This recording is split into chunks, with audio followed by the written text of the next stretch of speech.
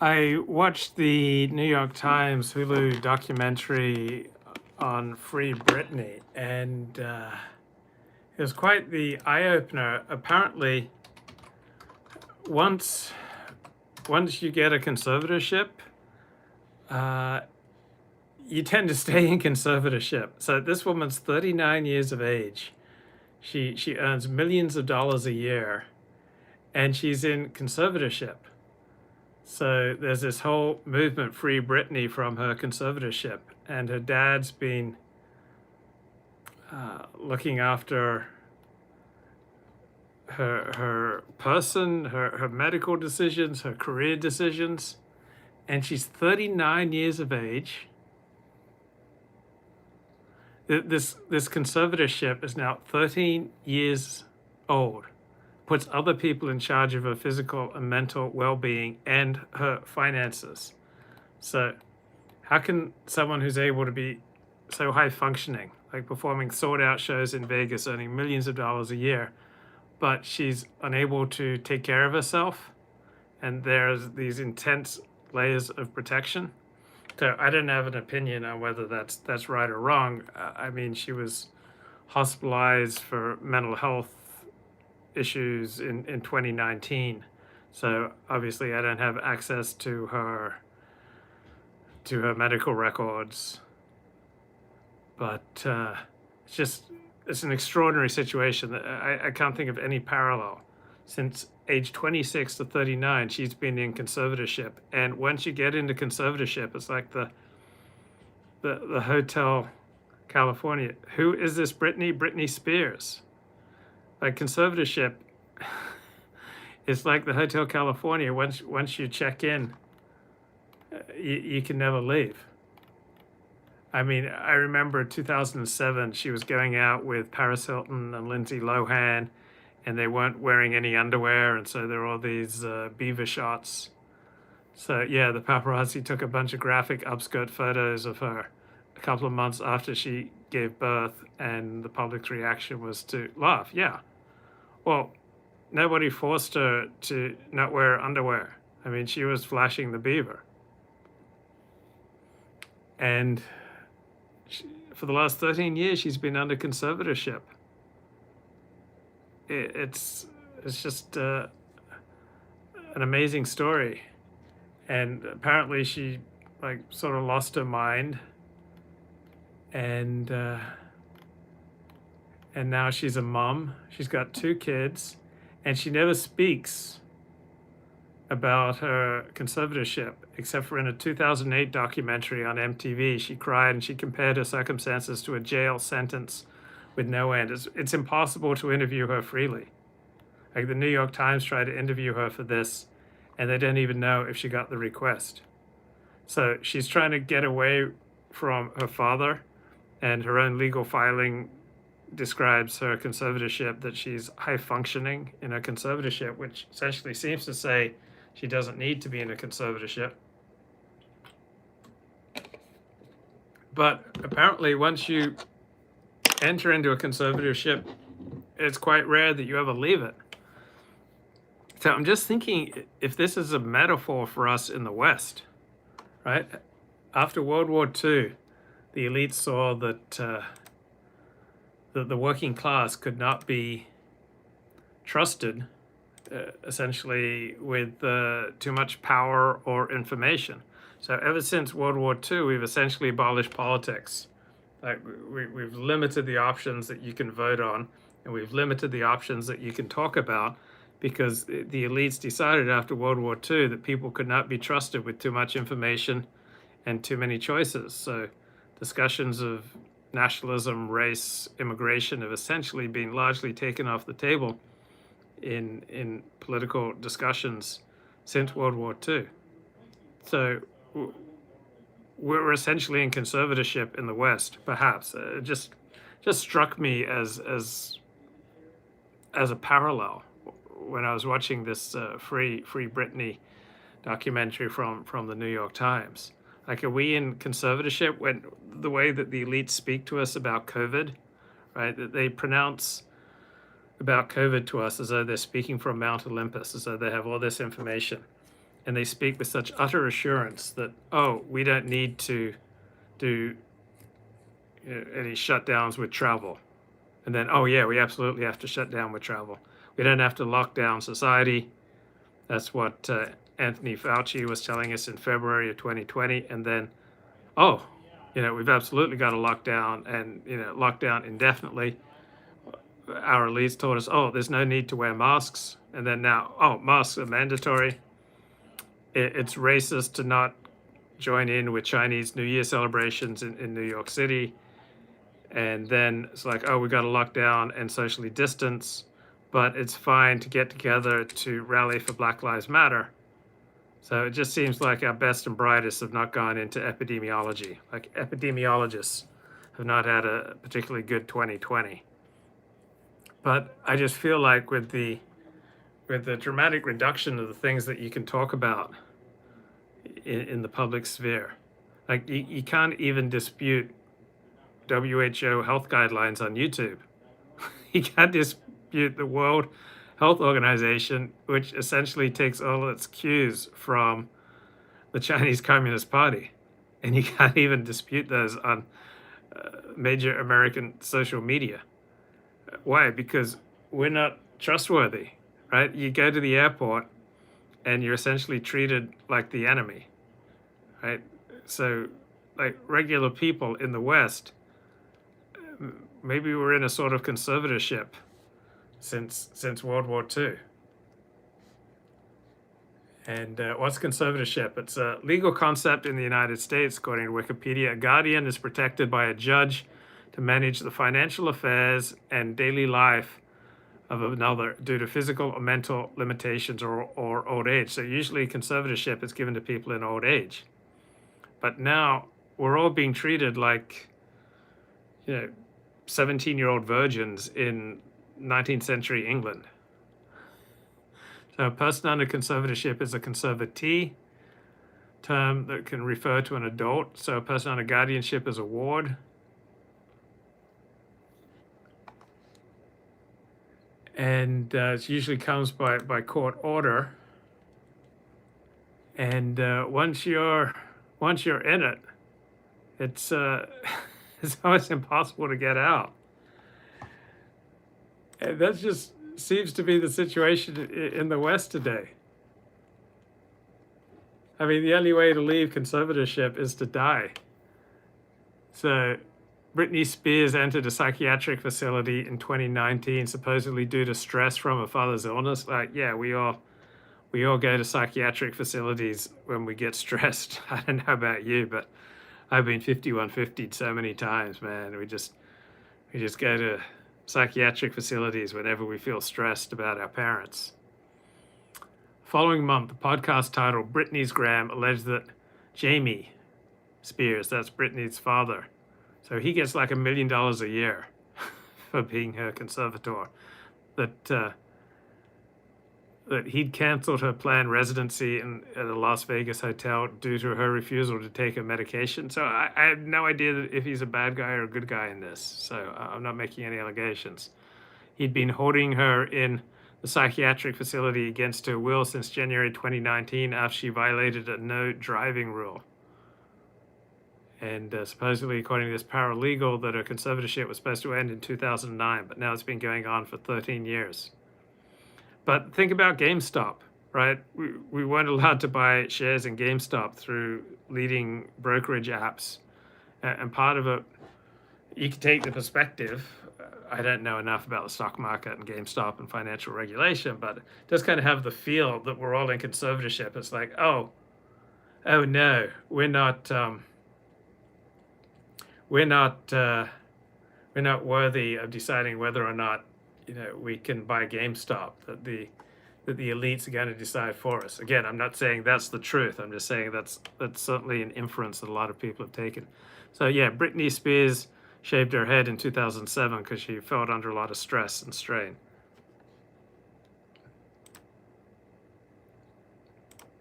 So yeah, GameStop, right when the hedge funds were most vulnerable, the plebs are essentially told, oh, you can't buy GameStop, and many of them had their positions sold against their will, right? You had apps restricting trading, social media companies cutting off access to the Discord server for Wall Street bets.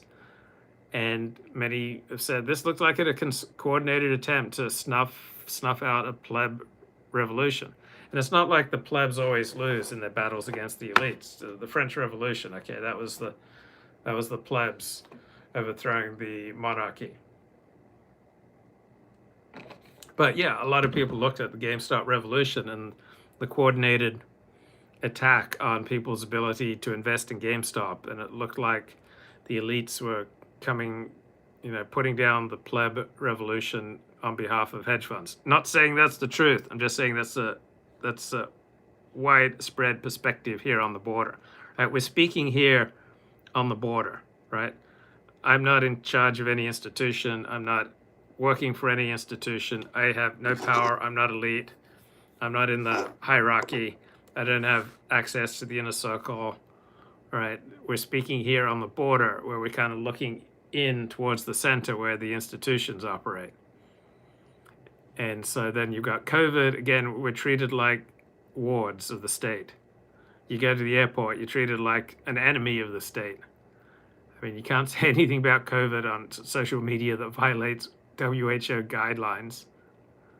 I mean, the elites are always changing their mind about what we should do with regard to COVID, but they always speak like they're speaking from Mount Olympus and we're told to obey.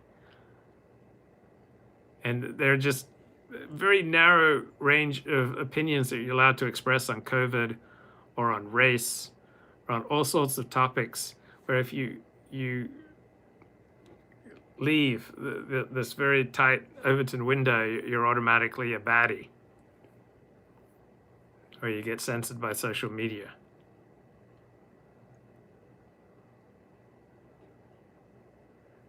And we're supposed to accept a certain ideology about the news business, whether it's the New York Times or CBS News. Martin Gurry notes that the ideology of the news rests on three claims. One, the consumption of news produces super competent citizens supposedly required by democracy. Two, that news is a special, sacred form of information. It's complete in scope, it's objective in tone. And three, that the mission of the news is to act as the voice of the people against the predations of power and wealth. Oh, all I give a damn about is Luke being hydrated with high-end water. Thank you so much, Josh Randall. I appreciate your bountiful support for this show. I would not have streamed on Saturday night without the hope that Josh Randall might stop by. So these propositions about the sacred business of news are not internally coherent, but they enable the people who deliver us the news to feel both morally superior to the public, to us plebs who must be educated, and the political class, which must be exposed. So yeah, I've got my crystal light. It's just chilling here, man. Just keeping my crystal light chilling for a special occasion. So just waiting to get that super chat. So good. But does this metaphor of free Britney and being in conservatorship applying to most people in the West since World War II, does that resonate with you at all? Like, press 1 in the chat if you identify with the free Britney movement, but as for plebs.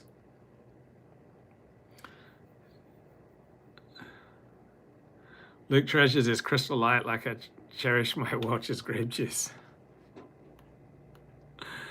And then we had the Civil Rights Revolution in the 1960s. So again, we kind of enter into a conservatorship with regards to the state. We're no longer allowed to. We're like Britney Spears. We're no longer allowed freedom of association. So Britney can't just talk to anyone she wants to talk to. Britney can't go out with anyone she wants to go out with. Britney can't employ anyone that she wants to employ. Britney can't rent to anyone she wants to rent. Right? Just like we can't do any of those things. We have, the massive civil rights legislation, the new American Constitution, effectively replacing the Constitution we had in the 18th century. So now we don't get to have freedom of association. We don't get to have freedom of whom we employ. We don't get to have freedom of whom we associate with or who we allow into our special club. We don't get to have freedom of who we rent to. We don't get to have freedom of who we sell to or not sell to, right? So we're like Britney Spears. Like, can Britney, choose who she wants to hire? No. Can Britney choose who she wants to rent to? No. Can Britney choose her therapist or a doctor? So I live not far away from where she grew up. So in Louisiana. Yeah. So civil rights legislation means we no longer have all these freedoms that you used to take for granted as an American, and we have increasing restrictions on freedom of speech, just like Britney Spears. Britney Spears can't really talk about being in conservatorship. Last time she was able to talk about it was 2008, and she said it was like being in jail, but she's not allowed to talk about it. She can't just talk to anyone that she wants to talk to, right? So I feel like conservatorship is a pretty apt metaphor for the state of the West since World War II, when, as a reaction to the working class supporting Hitler, the elites decided, hey, the working class can't be trusted with this much power. We need to considerably narrow the range of political options and narrow the range of public discourse, because look how it went off the rails with National Socialism. Now, the European Union has attempted to treat other nation states in the EU with kind of a conservatorship approach, but that's been busting apart. The United Kingdom's left the EU, and now with COVID, you see Angela Merkel, the apostle of open borders. This is Martin Guri noting. She suddenly shuts the gates to the entire country of Germany, and then every other government in Europe reacts the same way. So they're rebelling against conservatorship when it comes to the COVID crisis. So the European Union was erected on the assumption that there would be no existential threats remaining in the continent of Europe. But when COVID hits, national governments immediately move to protect their people. Yeah, this happened after 1945 because the working class voted for Hitler, and after that, you had a big reduction in what you're allowed to talk about. So it's just kind of stunning. The decrease in freedom of speech and association and in politics. That's why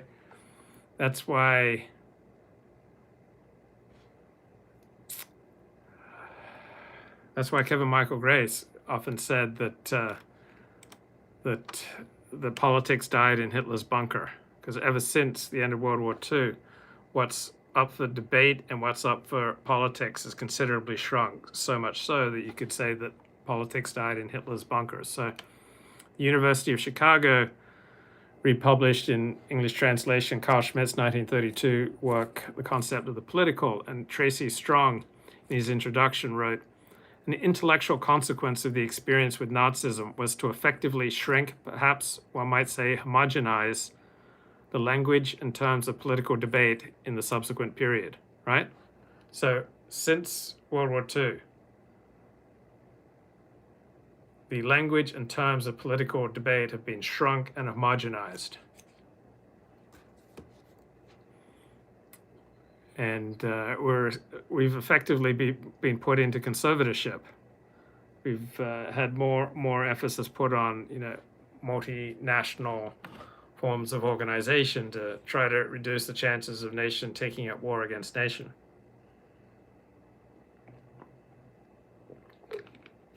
So reality is not malleable.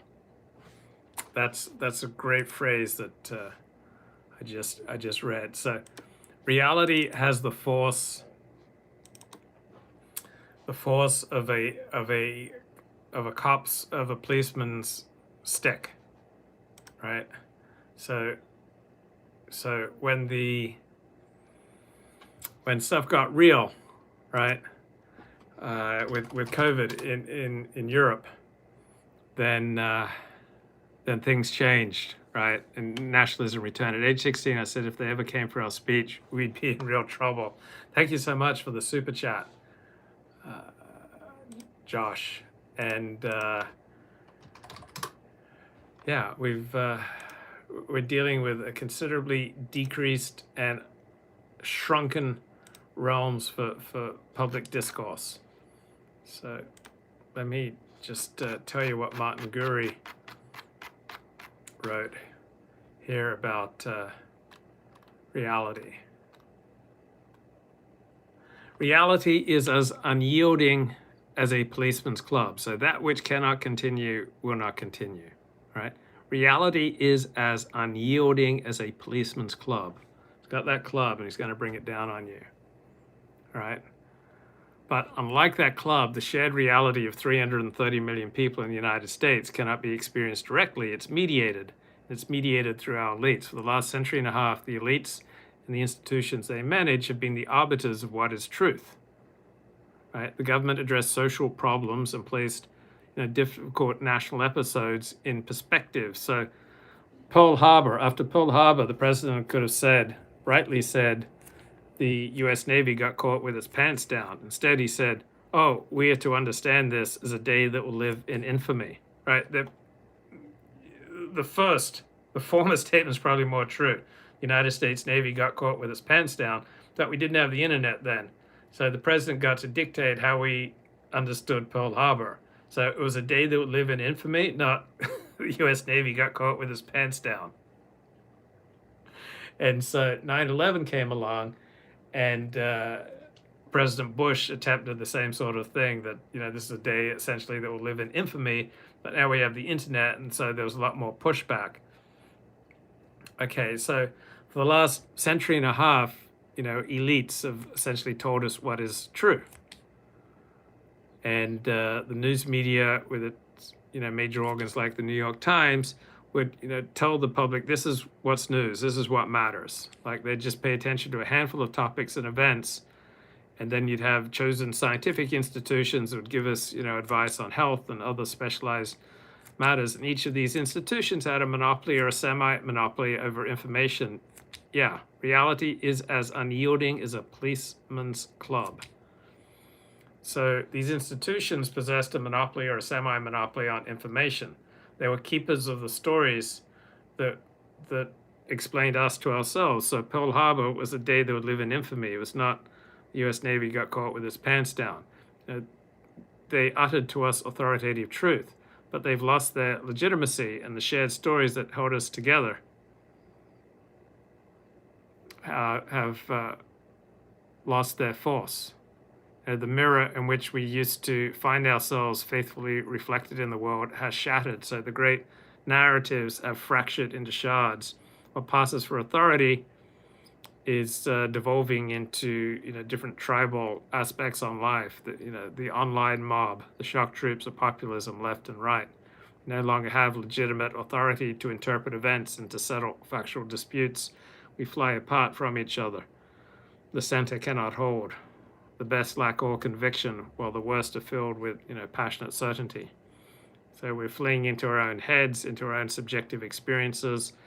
We seek out live streams and information sources that reflect our own perspective.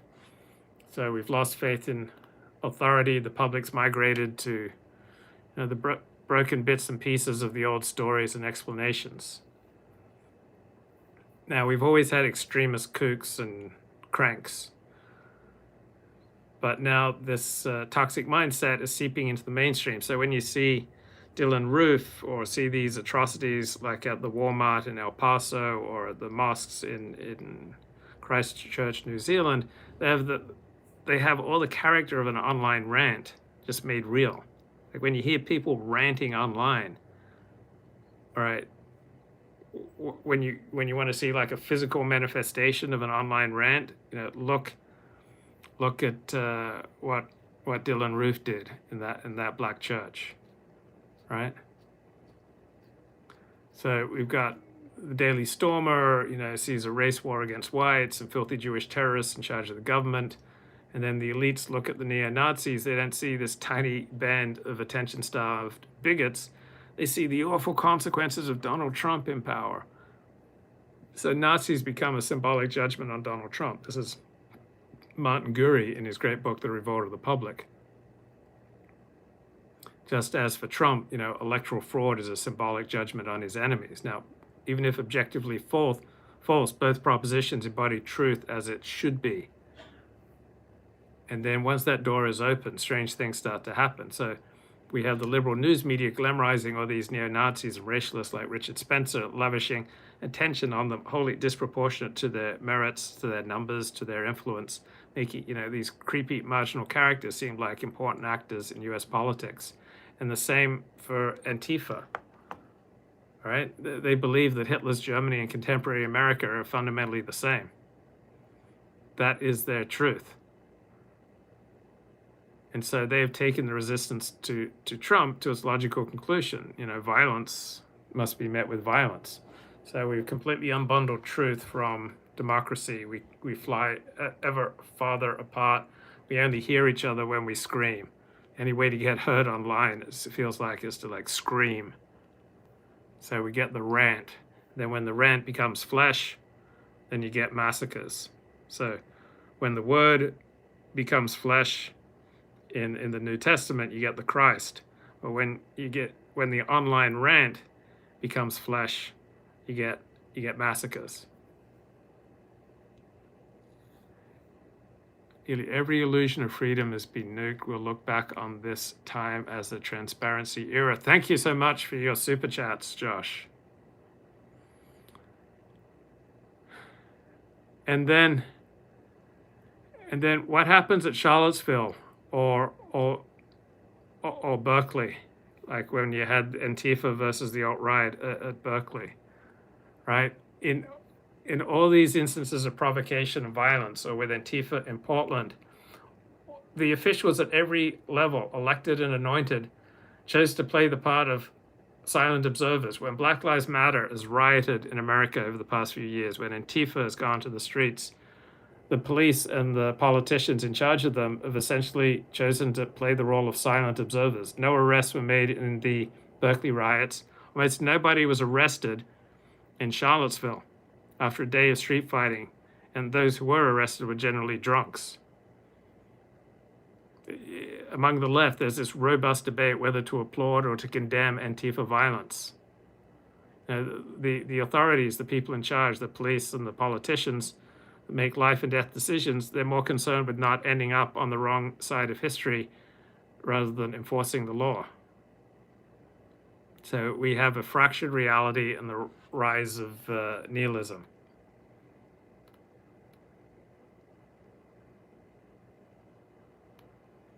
And we have a large number of systems who believe that the system has failed. So this is how many people on the left felt when Donald Trump was elected, and now this is how many people on the right feel that Joe Biden's been elected. The system has failed, therefore the social order must be smashed. And both Barack Obama for 2 terms and Donald Trump for 1 term, they all essentially operated as though they were prophets from the border, saying that the system that they're nominally in charge of, that it must be smashed. And what's funny is that the people who are most active in trying to smash the system are not poor, right? They're affluent, well-educated, hyper-connected people in revolt against the system that has bestowed all this bounty upon them. So the great motive power for the revolt is not economic resentment, but it's outrage over distance between them and the elites and the failures of our major institutions. So everyday life is increasingly digitalized and networked. Most social commercial interactions. Wow, meaty hits, thank you. Wow, really, really appreciate the support. So most social commercial transactions occur at the speed of light, but government, lumbers. It's slow. The public is accustomed to proximity, but finds the exercise of power removed an impossible distance away. Reasons never given, questions never answered, and in this way begins the long, foul rant that is our moment in history. So thank you so much for all the support. But does this this metaphor that we're all in like a Britney Spears conservatorship in the West. Does that ring true? But reality is not infinitely malleable. I love this. Reality is unyielding as a policeman's club. Right? So when the reality of COVID hit, all the rhetoric of the European Union, all the forms of how we're all in it together, that just disappeared. Right? All the states just said we're in it for ourselves. We're closing our borders. When the coronavirus arrived, national governments immediately moved to protect their people. It was as if the EU ceased to exist. So Viktor Orban used the crisis to allocate extraordinary powers to himself. There's only silence from Brussels. When Italy desperately needed medical equipment, Brussels and the other European nations just looked the other way. So I noticed that low IQ groups are really reluctant to take the COVID vaccine. And do you notice that low IQ groups tend to be surly and suspicious? And you would be surly and suspicious too if most people that you're going to interact with were more intelligent than you. So the LA Times try to explain things this way. Infamous Tuskegee syphilis study stirs wariness in Black community over COVID-19 vaccine. Yeah, I'm sure it's really what happened 60 years ago with the Tuskegee experiment. That's the primary reason why many Blacks in America don't want to take the COVID vaccine. Yeah, that totally makes sense. Do you guys realize that the United States of America is considerably more white than the statistics say? You realize if someone is 1/8 Black, that the US Census counts them as Black? If someone's 1/8 Asian, the US Census generally counts them as Asian. Someone's like 1/8 Latino, the US Census generally counts them as Latino, not white. So you could have someone who's 7 parts white, 1 part Black, and the census counts them as Black. Luke is not being honest. Oh, so it couldn't be that Luke's made a mistake. Or it couldn't be that Luke's not being comprehensive in what he has to say. And it couldn't be that Luke just is looking at one perspective on a complicated issue. No, it has to be Luke's not honest. Right? Like, it's like when people don't see things exactly as we do, it's not that they have a different life experience. It's not that they're looking at things from a different perspective, right? It's not that they have different sources of information. It's like if other people don't see the way I see the world, it's because they're fundamentally crooked. Luke's just not honest. It couldn't be that he's had a different life experience. It couldn't be that he's referring to a different perspective on things. No, it's that Luke's not honest, right? That's the online rant mentality. Okay, let's scroll through the chat to see. Yeah, I saw Abraham Tversky. I'm not sure if I ever listened to a talk of his on addiction, but he was an unusual Hasidic rabbi who was a big proponent of the 12 steps and integrated Mussar, meaning Jewish ethical teachings, and 12-step teachings into his oeuvre.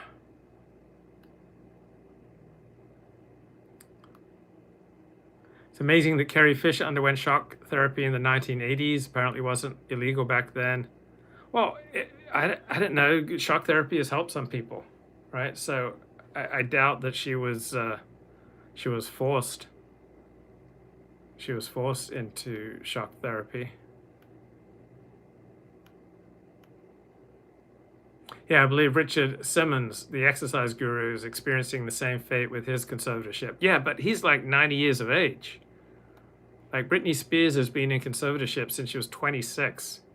Reality is unyielding as a policeman's club. I agree with Luke that they took our diversity of ideas and of speech and of our political choices. And it was the consequence of World War II.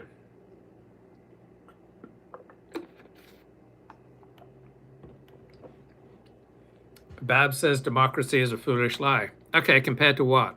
So what's like an honest, more upstanding form of government? You're rather nihilistic, Babs. When the online rant becomes flesh, you get GameStop. Okay, so there's a highly subjective element to when the online rant becomes flesh. Like there are 15 different, possibilities. So it seems silly to argue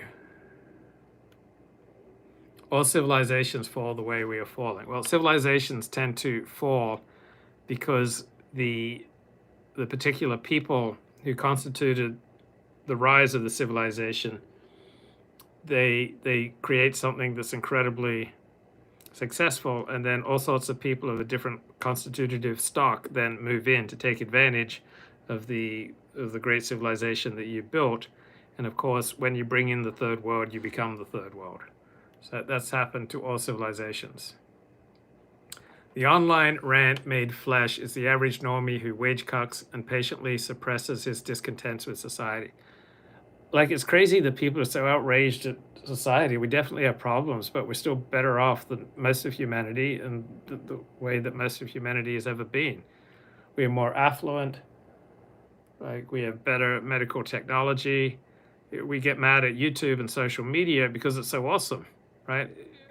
We wouldn't care social media was censoring us if it wasn't so awesome. So 2 men look out from prison bars. One sees mud and the other stars. So we definitely have problems, but I don't think that objectively we have to be enraged by our current state. Not every online rant is moronic, racist idiocy. No, but rant, we need to discuss what's the second world. Okay, so I'll make note on that. So what constitutes a rant? Yeah, not every rant's about race. Rant is to shout at length in a wild and impassioned way. Okay, so it just means venting your emotions, screaming your emotions. So not all screaming and venting in an emotional way is going to be about race. So yes. They won't even give me a codeine tablet for my aches and pains. Not every online rant comes from Andrew Anglin. Of course. Yeah, I knew a dude who was 1/32nd Native American Indian, and he got a scholarship. He dropped out of 3 or 4 colleges.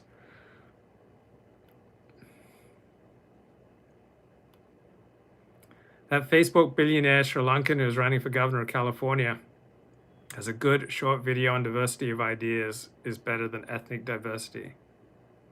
Luke is implicitly disparaging populism with his framing. There's nothing I said that was disparaging populism. I'm disparaging ranting. So ranting are wild emotional outbursts. I am disparaging screaming at other people to get social media engagement. The easiest way to get engagement with your online content is to rant, is to up the emotional intensity of it. Whoa. Thank you so much, Josh. Thoughts bring down civilizations, Brother Luke. I'm not so sure, because they're only going to, thoughts only have the power that we grant them, right? We talked about the attention economy. So how much attention do you give to thoughts, right? They only have the power that you give them. They only have the money that you give them. They only have the preferences that you give them. If they're on a pedestal, it's only because you put them on a pedestal. Okay, what's the second world? So the first world consists of, if you shouldn't call it the third world, what should you call it? So the first world consisted of the United States, the Western Europe, and its allies. So first, second, third world are Cold War terms. The second world was the so-called communist bloc, Soviet Union, China, Cuba, and friends. The remaining nations, which aligned with neither group, were assigned to the third world. So I think we're not supposed to call it the third world. The online rant is impassioned. Now it's a calculated appeal for viewership. Get your definition straight. Yes, something can be both impassioned and an appeal for viewership. It's just an empirical fact that the more hyperbolic, the more angry the content you put out there on social media, the more engagement you will get. So pretty much all the people I compete with on the distant right, they're always telling you that what's going on in the world is, far more heinous and far more significant than what I say. Like, I come here pretty much every day and say all the things that other people are getting excited about, and saying that essentially that cataclysm is at hand, the end times is at hand, the world's going to hell, and this is the most significant event in the history of the history of the world. And I come on here day in, day out and say, no, it doesn't really matter that much. That all these other things that everyone else in the distant right sphere is getting outraged about and angry about, and I'm coming here and saying, no, there's no objective reason to get angry or outraged. It usually doesn't serve you to get angry or outraged, and no, it's not as significant. But it's so much more exciting to listen to someone who's telling you that the news of the day is the most significant thing in the history of Western civilization. So that kind of romantic approach to commenting on the news, it's much more exciting. So romantic approach means seeing more to reality than is really there, but it's a false pumping of adrenaline. It's toxic. It's bad for you. Gets a lot of engagement. It gets a lot of viewership. It generates a lot of excitement, but it takes a toll on you, and it will eventually make you want to, I just want nothing to do with social media. I just want to, disengage from the internet, because the product that you've been consuming is toxic. So I'm trying to create a product here that is not toxic, that you'll be better off having engaged with it. And I present to you the exact opposite approach of pretty much everybody else of which I'm aware in the distant right, who's continually telling you that the world's coming to an end.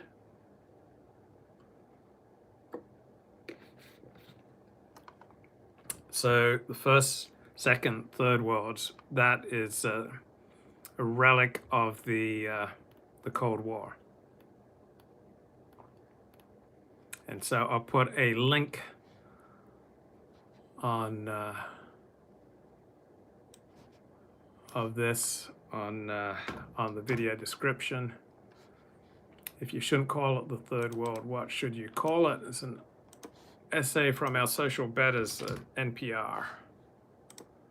So we want to listen. We love our elites, right? We love our NPR. Okay. So let me catch up on the chat.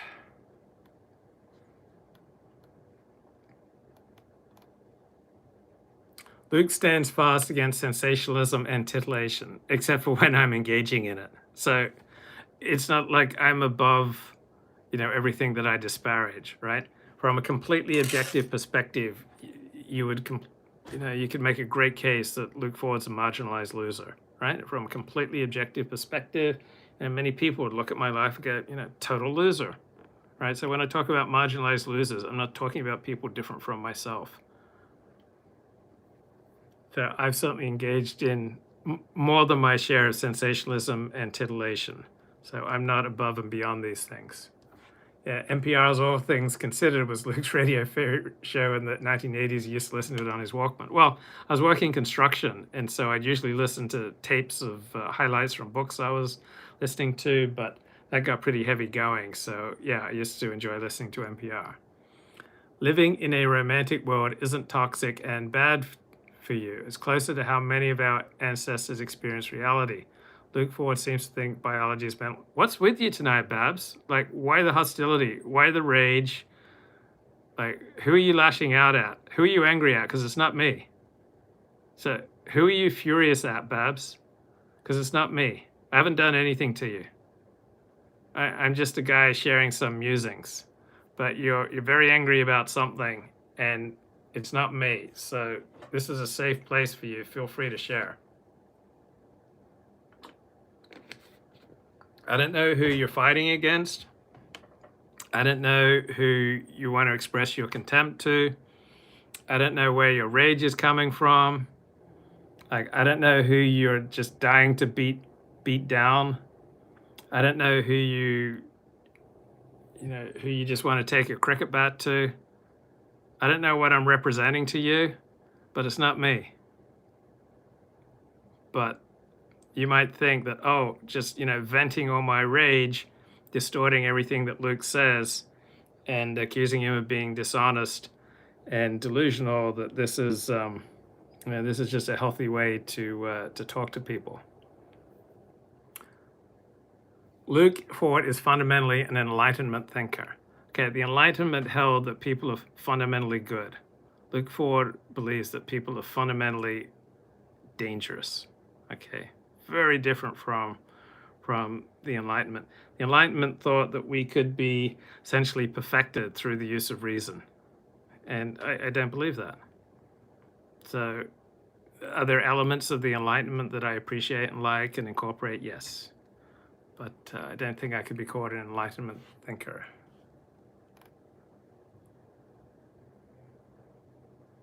Luke Ford isn't a loser. He was in rooms with important people. Okay.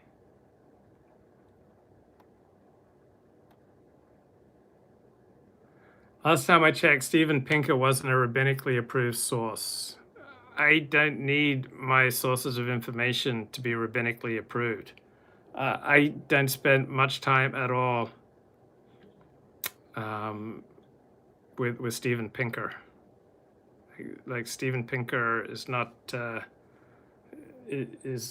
would not be in the top 1,000 of people who have influenced me, and I don't need rabbinic approval for people who influence me.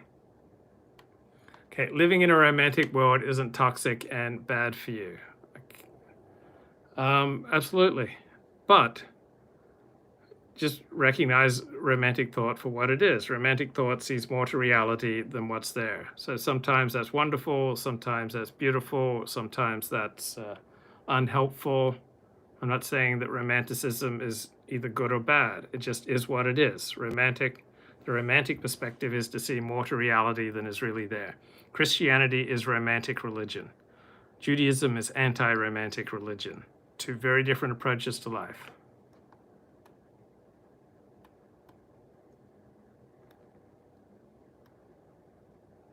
The idea that we are much better off because people live an extra 20 years or we have cheap TVs is utter nonsense. Humans weren't meant to live as domesticated animals. Okay.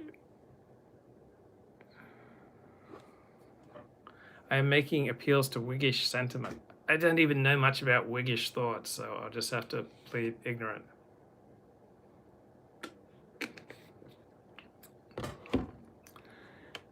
If you think you've got it so terrible now, like, where is it better? Okay, Babs, you think we're living in cataclysmic times, that people are essentially slaves, that democracy is fraudulent, that our elites are just lying to us, and that our institutions are corrupt. Okay, so where is it better? Is it better in Nigeria? Is it better in North Korea? Is it better in China? Where is it better than where we have it in the United States? Now, absolutely, there are places around the world where you can say, oh, this aspect of life there is better, or this aspect of life here is better. But the idea that we're living in some dystopia, that does not match reality in the United States.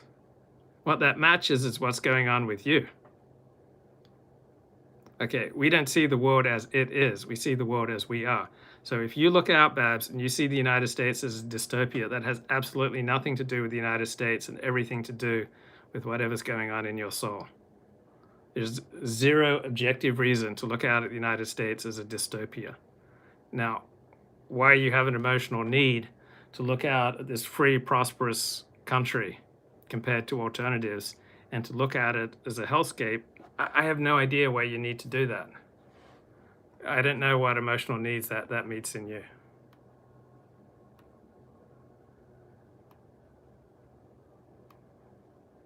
This planet was a lot safer when it was ruled by giant reptiles for millions of years. Safer for whom? Luke, watch Chad A. Haag's channel. He was a philosopher who moved from the first world to rural India. His affluence is non-existent and he lives in meager conditions, but he is very happy. Okay, that's great. Good for him. I'm sure many people can be very happy living in meager conditions. So what?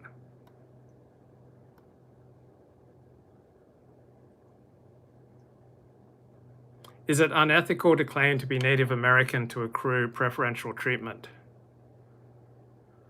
Yeah, if you're 1/32nd Native American, that strikes me as fairly unethical. But it will also develop certain character traits in you that will bite you in the ass.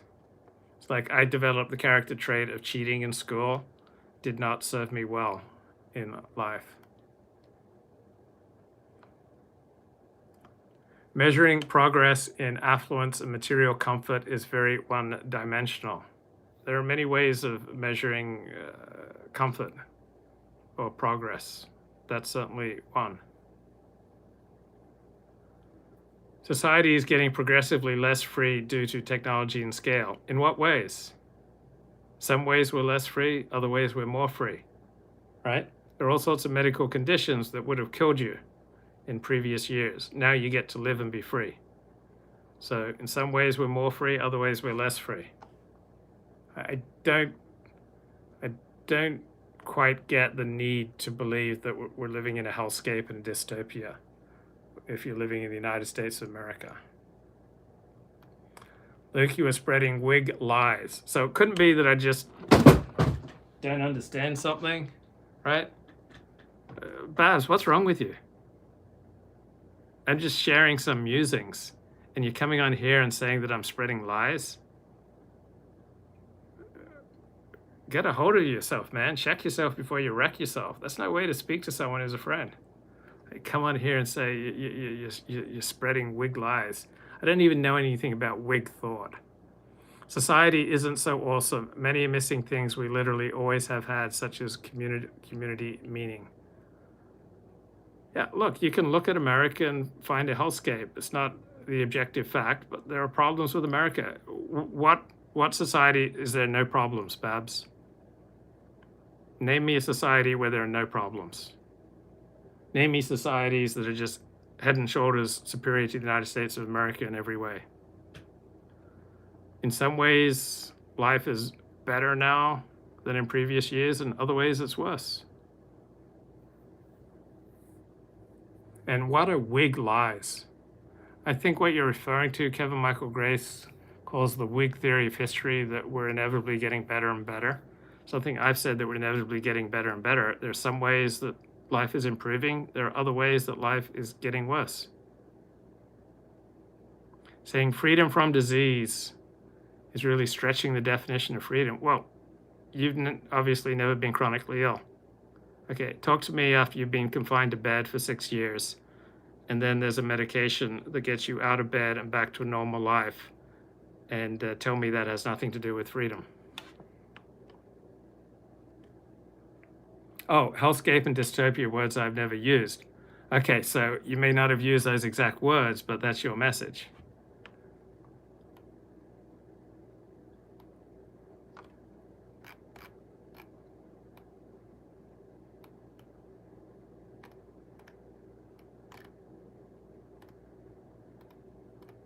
Okay, just scrolling through the chat. Wow, so much going on. Look, it isn't personal hostility. So you're constantly saying that I'm telling lies, but that's not personal. Come on, man. Get back into reality. Don't repeatedly accuse someone of telling lies and then say, oh, it's not personal. Bro, you're lying. You're lying, liar, pants on fire, liar. Hey, it's not personal, bro. Like, what world are you in, Babs? Luke is baiting me. Yeah. You come onto a show and you start accusing me of lying, but I'm the one who's baiting you. You represent my parents and my repressed id. You're making appeals to Whiggish sentiment. Don't even deny it. I don't even know what Whiggish sentiment are. Luke, you grew up in a Whig supremacist society. I don't know what that is. America is turning into a shithole. Okay, so where is it better, Jim Bowden? Tell me about the vast utopias out there. You're referring to Nigeria, maybe Sweden, France, Italy, China, Hong Kong, Japan. Where is this utopia? Tell me where the utopia is, so that by comparison, America's a shithole. Okay, if America's a shithole, where is it better?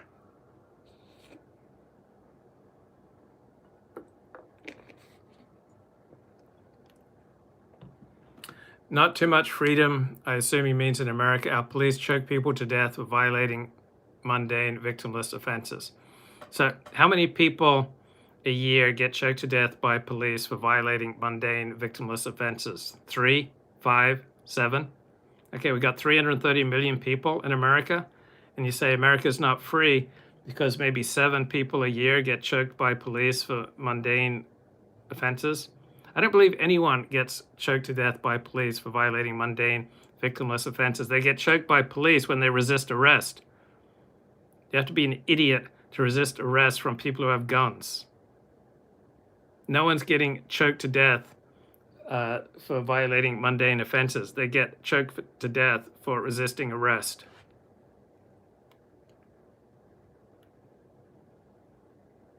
The youth got screwed, but not as bad as their kids are going to be. As opposed to what society? Okay, it's so easy to just like crap on America. America's a shithole. America's the worst. There's no freedom. Okay, as compared to where? North Korea? Lapland? Finland? Greenland? Iceland? Chile? Argentina? Brazil? Like, where are these utopias where by comparisons America's a shithole? Like, I'm talking about the real world in 2021. So I don't know about what universe you're talking about where America's a shithole, but if America's a shithole, then you need to show me the utopias. Where are the utopias? Look at America 100 years ago, 200 years ago, or the world 1,000 years ago. Society is getting progressively less free due to technology and scale. Free in what way? You can marry who you want in America. You can go to bed with who you want in America. You can go onto DLive or Trovo and pretty much say anything you want. You can start a blog and you can pretty much say anything you want. I can rent a car and drive to Miami. I can drive to Chicago. I can go to wherever I want. So you're in one of the freest societies that's ever existed, and all you see are prison bars. So this is Babs. Okay, here's Babs. And okay, Babs thinks he's in prison. Okay? This is Babs right here. He thinks he's in prison. Because he's got 4 prison bars in front of him. But Babs could walk out here and go where he wants. Babs could walk out here and go where he wants. Babs could climb over these walls here or tunnel under here. Babs can go anywhere he wants, but Babs just wants to look at those 4 prison bars in front of him and imagine he's in prison.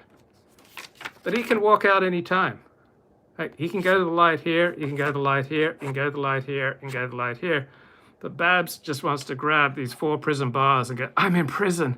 I have so much less freedom than people 1,000 years ago. Even though Babs can marry anyone he wants. Babs can marry a dude, right? Babs can marry a shiksa.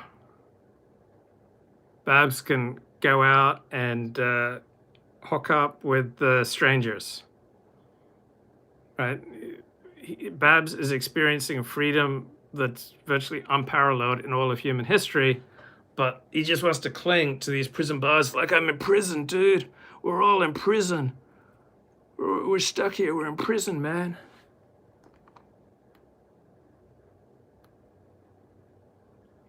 Is it ethical to exclude white applicants on the basis of race? Doesn't strike me as terribly ethical. White people should exploit these diversity schemes. Well, everything you do has an effect on you. So when I took up cheating in school, it had a really bad effect on my character, which, guess what? It's not entirely removed from my character today. All right? My tendency is to always look for the easy way out. That tendency to cheat, still just a centimeter under the surface. So exploiting, taking advantage of, let's get some welfare, it has a negative effect on your character. It's not like, oh, I can just screw the system for all I can get, and that's not going to have an effect on my character. It's going to have an effect on your character. Most people who go on disability never get off it, and they're miserable. Smartphone freedom. We have so much more freedom than just smartphones. You can go out now and you can convert to another religion. In most of human history, that was quite difficult. You can do that now. You can progressively convert through 7 different religions if you like, and then become an atheist transsexual. Right? We have far more freedom in many areas than we've ever had before in all of human history. But let's concentrate on those 4 prison bars. Let's just stay there and grasp the prison bars. It's like, oh, I'm stuck in prison, man. I'm stuck in prison.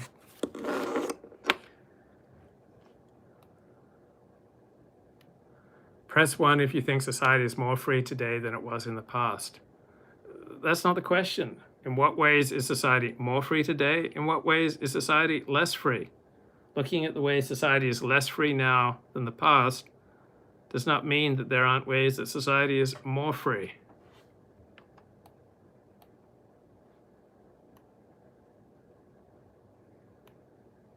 He can't withstand my onslaught, so Luke has to resort to psychologizing me using personal attacks. Yeah, that's what I'm doing.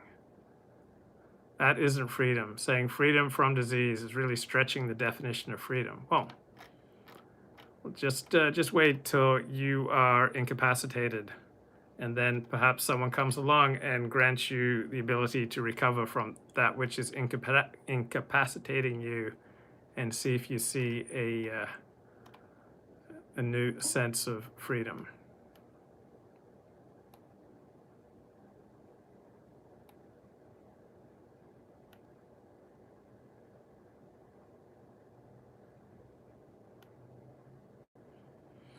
And Josh Randall says, the only loss I see is the voices that aren't aligned with the culturally sanctioned narrative. So yeah, we definitely have fewer freedoms in some way today than we used to.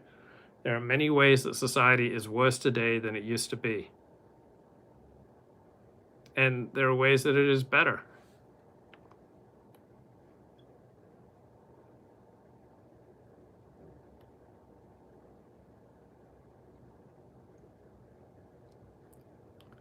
Lies isn't the right way of putting it, but I believe the ideas you are spreading are both unfounded and dangerous.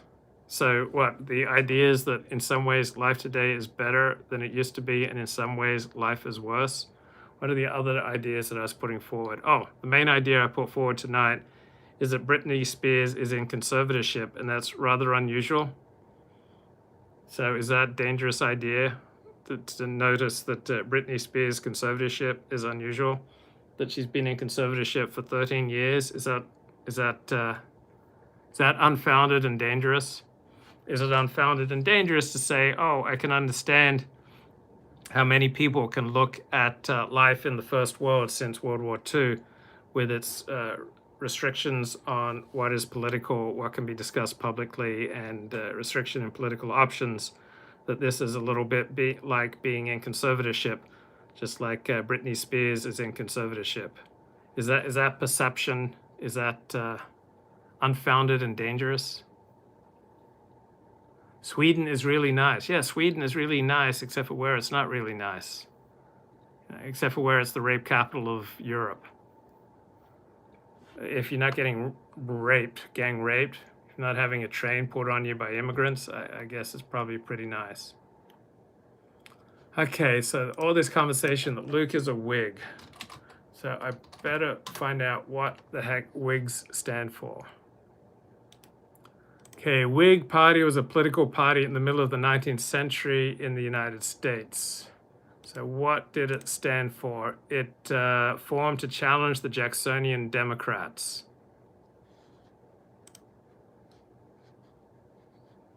Okay, I better know the Whigs is a British political party. Okay, so the Whigs were very much against... Okay, Northern Whigs were against slavery. I guess I'm against slavery, so that makes me a Whig, right? So I oppose slavery. Okay, let's look. What was the Whig Party in Britain? Okay, who are the Whigs? Okay, they're a political faction in the United Kingdom. Okay, British political party. Okay, what did they... Okay, the Whigs' origin started in constitutional monarchism. I'm okay with constitutional monarchism. I don't have any strong feelings against it. Whigs were opposed to absolute monarchy. Sure. Yeah, I guess I'm opposed to absolute monarchy. Whigs supported a parliamentary system. Fine. I guess I like a parliamentary system. The Whigs were the standing enemies of the Stuart kings and pretenders who were Roman Catholic. So I guess the Whigs were Protestant. Well, I'm Jewish, but I come from a Protestant heritage. So apparently Babs is throwing around a term that he doesn't really know anything about. But he's accusing me of some kind of perfidious Whig series of lies. But okay, so I'm against absolute monarchy and I support a parliamentary system if I'm a Whig. So, okay, what's wrong with that? Okay, the Whig Party evolved through the 18th century. It supported aristocratic families. Okay, so yeah, I support aristocracy. So, it generally supported the disenfranchisement of Catholics. Okay, so are you saying that I'm spreading lies that I want to disenfranchise Catholics? Is that what you're trying to say, Babs? You don't seem to have a clue what Whig actually means, but you seem to throw around a lot of words that you don't really know what you're talking about. And you don't seem to be very embarrassed by that. Okay, Whigs stood for toleration of nonconformist Protestants. Yeah, I'm for toleration of nonconformist Protestants and dissenters such as the Presbyterians. So the Tories preferred the High Church, the Anglican High Church, and the Whigs tolerated nonconforming Protestants. Okay, Whigs got support from emerging industrial reformists. Okay, I have no problem with that. And the mercantile class. The Tories drew support from farmers, landowners, imperial military spending. So I guess the Tories were much more imperialist than the Whigs. So my lack of imperialism is what you see as like some gigantic moral shortcoming. Is that what I'm doing here? I'm pushing anti-imperialism and I'm opposed to absolute monarchy. I support parliamentary systems. And I am for tolerating nonconformist Protestants and these evil ideas, evil lies that I'm spreading in these chats. So how are any of those ideas evil lies? Now, 19th century, Whigs came to encompass the supremacy of Parliament. Okay, is that an evil lie that I'm spreading here? Whigs supported free trade. Okay, so I used to support free trade, and Donald Trump shifted me much more in a protectionist direction. Acceleration of the completion of Catholic equal rights. So is that what you see me doing here? Accelerating the completion of Catholic equal rights, and is that some kind of evil lie? So which of these Whig platforms do you see me spreading here? Because you keep saying I'm telling Whig lies, and I just enumerated everything that the Whig Party in Britain stood for, and I don't see any relation to what the Whig political party in Britain stood for in anything I've been talking about. So either you don't have a clue what Whig means, or this Wikipedia entry doesn't have a clue what Whig means.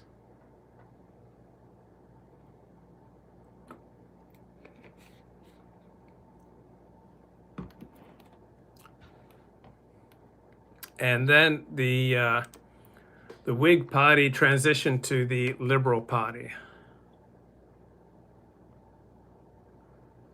By the 20th century, Whiggery was irrelevant and without a natural political home. So you're accusing me of propagating irrelevant lies. Okay, so what exactly are the Whig lies that I'm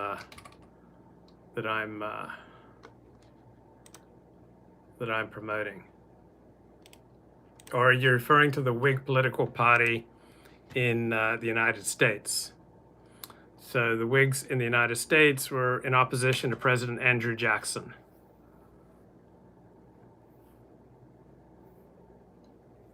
So is that somehow a lie because the Whigs were opposed to?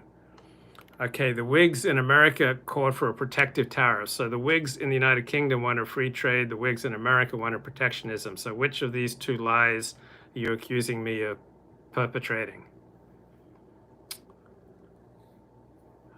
Federal subsidies for the construction of infrastructure.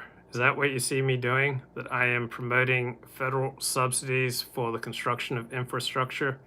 Oh, the American Whig supported a national bank. So is that one of the Whig lies that I'm promoting here?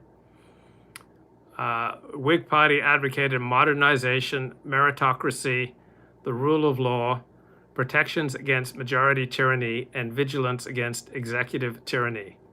The Whig Party opposed manifest destiny, territorial expansion into Texas and the Southwest, and the war with Mexico. So you feel like I'm using this stream to promote a war with Mexico? The Whig Party disliked strong presidential power and preferred congressional dominance in lawmaking. So a literal Whig from generation.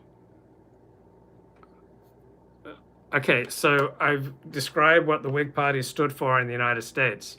I've described what the Whig Party stood for the United Kingdom. Maybe you mean the Whig Party in Mozambique. That somehow I'm promoting, what? So all the lies that you accuse me of telling, that I'm using this podcast to spread Whig lies, all right? So I just enumerated for you everything that the Whig Party stood for in the United Kingdom, everything that the Whig Party stood for in the United States of America. Neither of their platforms had anything to do with what I've been talking about on the live stream. So which Whig philosophy are you referring to? Because I'm not acquainted with prominent Whig parties outside of the United States and the United Kingdom. So are you referring to some obscure Whig party in like some dark part of Africa, of which I'm not aware? You're referring to some obscure Whig party in the Middle East? Like, is there like a Whig party in Iran that I'm forgetting, or in ancient China? Like which Whig philosophy? Maybe there was like a Whig party in Nigeria.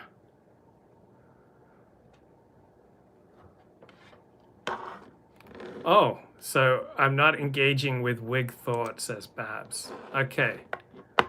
So, Whigs were modernizers.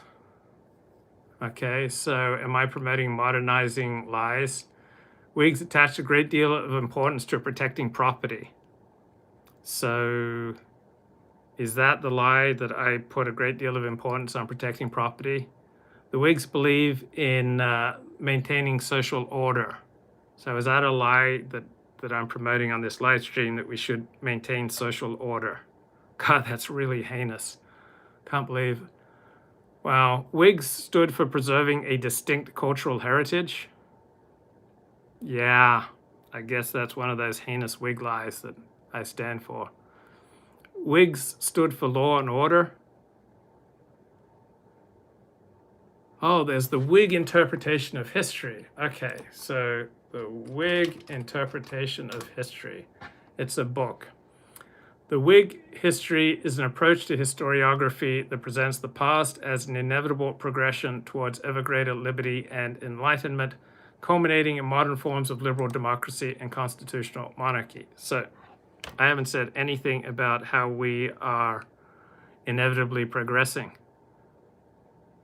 I said in some ways things are better now, and in some ways things are worse now. Is that like, where's the lie? I'm the master troll. Like, you come on here and you accuse me of lying.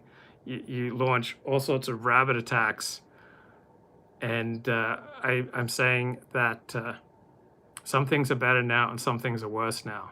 So that bears no resemblance to the Whig historiography, okay? Whig historiography presents the past as an inevitable progression towards ever greater liberty and enlightenment. So I'm a historicist. I see things in their context. I don't believe that we inevitably progress in any direction.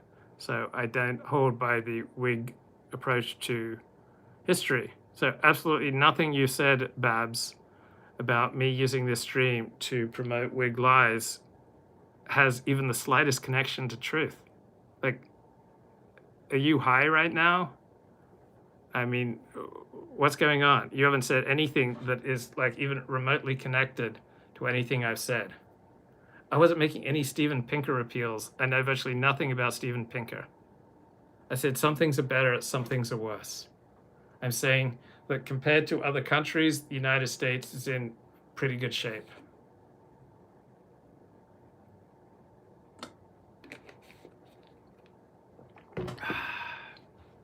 Okay. So America's a lot wider than you think. Like according to the census, right? Whites in America are only now 60% of the population, and we're headed for majority minority status, right? Where whites are soon going to be less than 50%. But this is based on a widespread. I haven't seen anyone even point this out. This is such an elementary fact. All the people, right? Everyone on the distant right sphere, and pretty much everyone in the mainstream talks about America is inevitably heading for majority minority status, that whites will inevitably become less than 50% of the American population. This is based on a complete misunderstanding of the United States Census data. If someone is 1/32nd Native American, they very well go down in the US Census as Native American.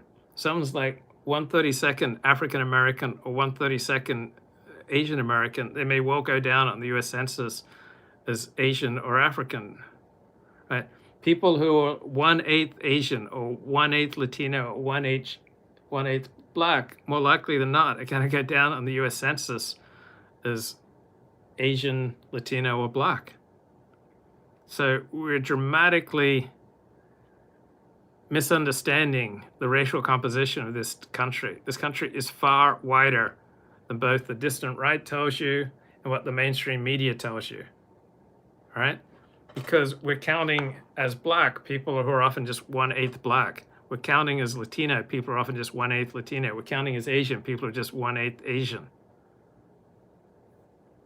So we're octoroons. What are octoroons classified as? They're not white. So someone's like 3/4 white, and they don't go down as whites on U.S. Census data. So you think that we're like heading for Brazil, but we're a long way off. Majority minority America, don't bet on it. This is from the Wall Street Journal. How a Census Bureau error led Democrats to assume they were on the right side of inexorable demographic trends. Like a lot of people I know are just like in despair that we're on the wrong side of demographic trends, that it's all over for America, that whites are just going to get hunted down in America, just like in South Africa. And this is completely untethered from reality. right? And so a lot of people assume that, Democrats are just on the right side of the inexorable demographic trends. Like, think about all the wailing and gnashing of teeth that we'll never again have a Republican president, that Donald Trump was the last chance in 2020 to elect a Republican president. This is nonsense. It's nonsense. Absolute bilge. It's idiocy. It's a complete misunderstanding of basic data. So, have you heard the phrase, the coalition of the ascendant? National Journal, Ronald Brownstein invented the phrase in 2008 to describe the growing elements of American society that elected Barack Obama, given Democrats commanding majorities in both congressional houses. Young people, Hispanics, and other minorities, and white upper middle class professionals, right? It's the coalition of the ascendant. Republicans could very well win both the House and the Senate in 2022 and the presidency in 2024. Castillo power? Yeah, 1/8 Castillo, 7/8 Anglo. Republican successes in 2010, 2014, 2016 called that coalition's durability into question. But the 2020 election, Joe Biden's victory notwithstanding, may provide the greatest reason to doubt it. Compared with 2016, President Trump and congressional Republicans improved their standing significantly among Hispanic voters, made smaller strides among other groups such as Asian Americans, blacks, and Muslims. The majority-minority narrative is wrong, says sociologist Richard Alba, referring to the idea that non-white Americans will outnumber whites by 2040 or so. In his recent book, The Great Demographic Illusion, Mr. Alba, who's 78 years of age, shows that many non-whites are assimilating into the American mainstream, much as white ethnic groups did before them. Government statistics fail to account for this complex reality, partly for political reasons, and so they have encouraged sloppy thinking about the country's future. So this surge in mixing across ethno-racial lines, one of the most important and unheralded developments of our time, says Mr. Alba. We're entering into a new era of mixed backgrounds, but the mixed background could be 75% white, but on the US Census Bureau data, they'll go down as black or Asian or Latino. So back in the 1960s, it was widely assumed that Italians could not assimilate. Prior to the 1960s, it was widely assumed that the Irish could not assimilate into America.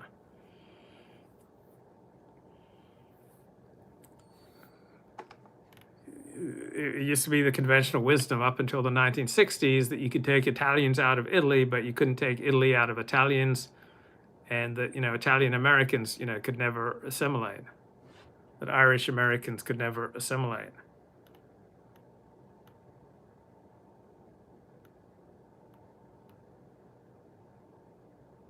So we're going to have a future in which increasing numbers of Americans think of themselves as outside the boxes of traditional census categories, not as members of discrete racial or ethnic groups, but as multiracial or multicultural Americans, like Tiger Woods. So government projections are obscuring this picture by creating the false impression that immigrants are failing to assimilate. So Census Bureau estimates that non-whites will outnumber whites by 2043.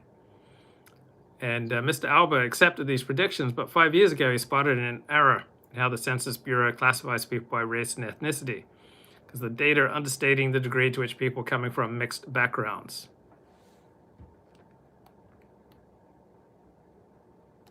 So leaders of civil rights groups, lobbied against the option to check off more than one racial box on census forms. They recognize that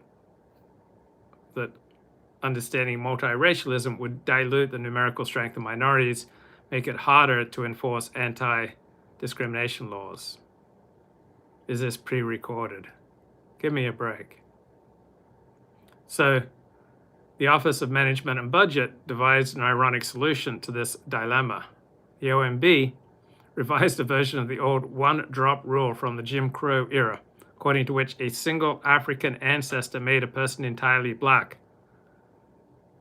The OMB decided that Americans who designated themselves as white and something else on their census forms, they'd be classified as non-white. Okay, this happened in year 2000. So if you designate yourself as white and Asian, you're Asian. You designate yourself as white and black,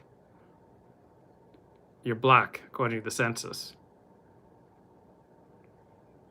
So all these people, they've been changed from white to non-white. So Americans of mixed Asian and white descent will more likely have more contact with white relatives than with Asian ones, because there are a lot more whites in America than Asians. 62% of Asian whites say they feel very accepted by whites, compared with 47% who say the same things about Asians. When they marry, 72% of Asian white women, 64% of Asian white men take white spouses. But the government nonetheless counts them and their progeny, okay, their children, their descendants, as non-white. We've allowed ideas about race to loom very large. We tend to believe that people can have only one ethno-racial background, and this identity is fixed, when in fact it can be quite fluid. So this has corrupted political thinking, especially among those who accept that demography is destiny, that Democrats only need bide their time, minority voters will put them into a position of unassailable political power. So 2002, we had a book by John Judas, The Emerging Democratic Majority, which argued that millennials and college-educated whites would join the partnership of the coalition of the ascendant. Now, it's true most Hispanics vote for Democrats, but the notion that you can just count on the behavior of this aggregate to remain the same as its numbers increase in the future is preposterous. People assume that ethno-racial categories that we use today will be the same ones we use in the future. So by the 2050s, 1/3 of babies with white ancestry will also have Hispanic or non-white ancestry. And then they will be classified as non-white.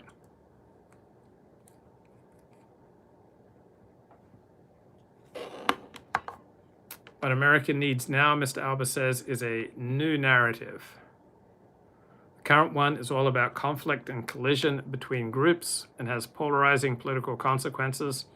A better narrative would be less threatening to the white majority, same time would allow minorities to become a part of the mainstream, to become part of us without abandoning their distinctiveness. Maybe this new narrative could hark back to an old American idea put forward by Walt Whitman in 1855, I contain multitudes. All right, let's have a look at the chat here.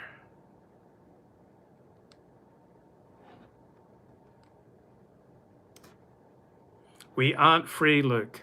Okay, so Babs can have sex with whomever he wants. He can marry whomever he wants. He can say pretty much anything he wants in various forums online. But he's convinced that, like, he's living in prison bars. This is Babs. He sees 4 prison bars in front of him. He just ignores the fact he can walk out here, he can walk out here, he can walk over, or he can tunnel under. But he just clings to the prison bars and is like, we're not free, Luke. We're not free. We're not free, Luke. I feel these prison bars in front of me. These prison bars, we're in prison, Luke. We're not free. Okay, as compared to where, Babs? Where are people free, right? If the United States is a prison, okay, when you say it's not free, you're essentially saying it's a prison. Then compared to what? We are literally, okay, one of the ways you know you're dealing with deranged, hyperbolic ranting is people use the word literally. That's always the giveaway. When people need to use the word literally, like Trump is literally Hitler, like you're dealing with deranged thinking. That we are literally less free than we have ever been. Do you guys realize that? We are literally less free than we've ever been. In some ways, right? You're more free to be an atheist now, to be a homosexual now, to be trans now. You're more free to do all sorts of things now, and you're less free in other ways, right?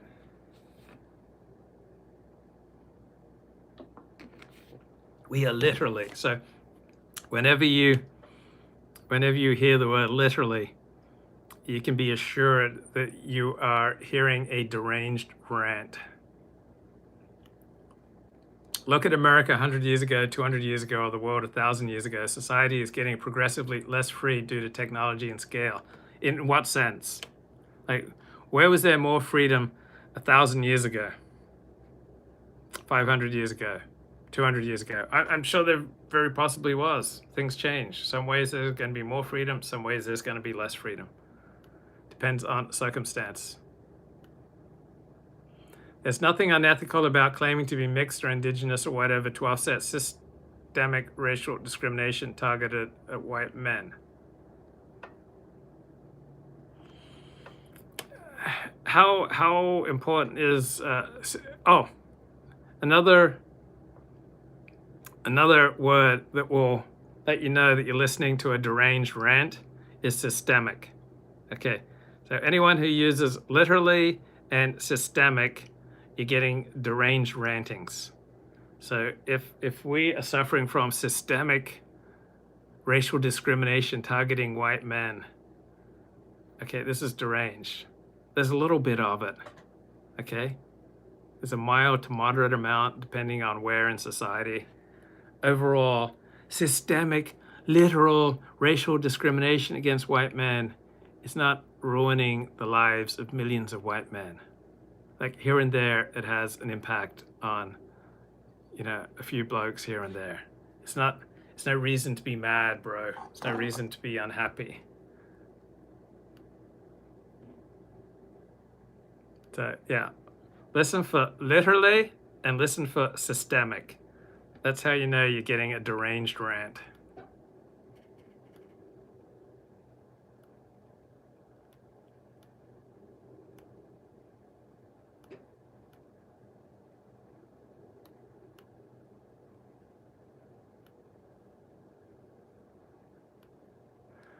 Lies isn't the right way of putting it, Luke, but I believe the ideas you are spreading are both unfounded and dangerous. So what ideas am I spreading that are unfounded and dangerous?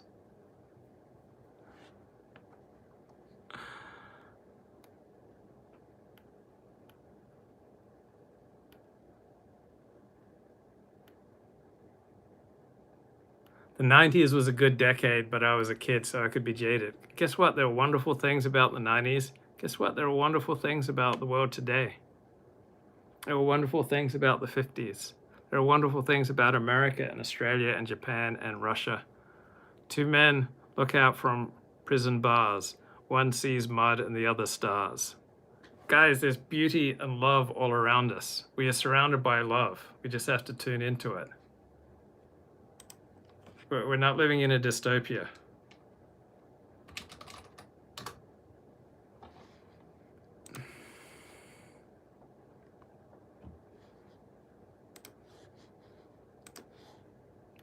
My message is that we live in a consumerist place, says Baz, where people are raised with no values, little community, little religion, just buying and selling each other stuff forever isn't enough for people.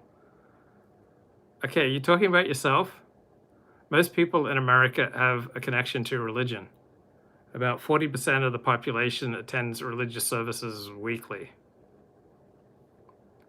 Consumerist, you're saying that like it's a bad thing, so people shouldn't have options about the food they eat, the clothes they wear, the phones they use. Plenty of people have community. We're raised in a country where people have no values. I mean, you may be talking about yourself and some of your friends. Most people have values.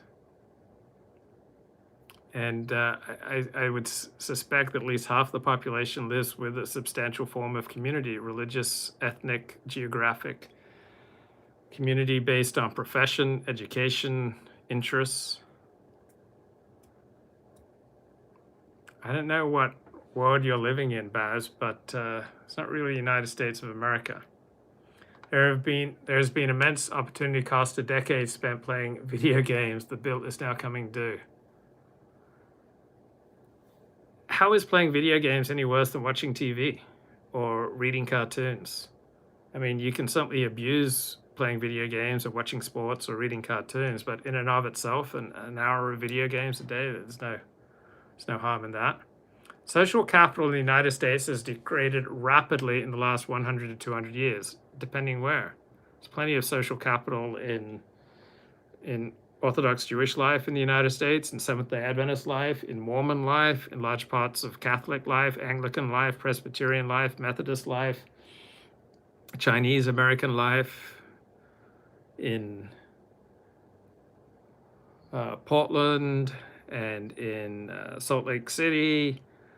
There are a lot of places where there's social capital, but America has grown increasingly diverse over the past 200 years, and that has tended to degrade social capital. Yes. America is literally cannibalizing its poor. So America is eating its poor, says Babs. I mean, this is just completely deranged, unhinged, ranting. So you hear that word literally, you're hearing a deranged rant. America's poor are better off than most poor people have been throughout history, and most poor people are in the world today. There are problems with America's poor, but compared to where? Where are poor people better off? So yeah, in Europe and Australia, poor people get more social welfare spending than in America. But we're literally cannibalizing our poor, so we're just eating them.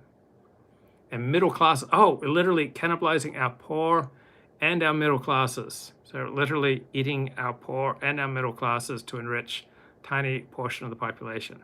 So according to Babs, 99% of America is just being cannibalized. Okay, so where is it better? So Babs is making the case. This is a hellscape and a dystopia. That's what Babs is promoting. If you are being cannibalized, that is hell.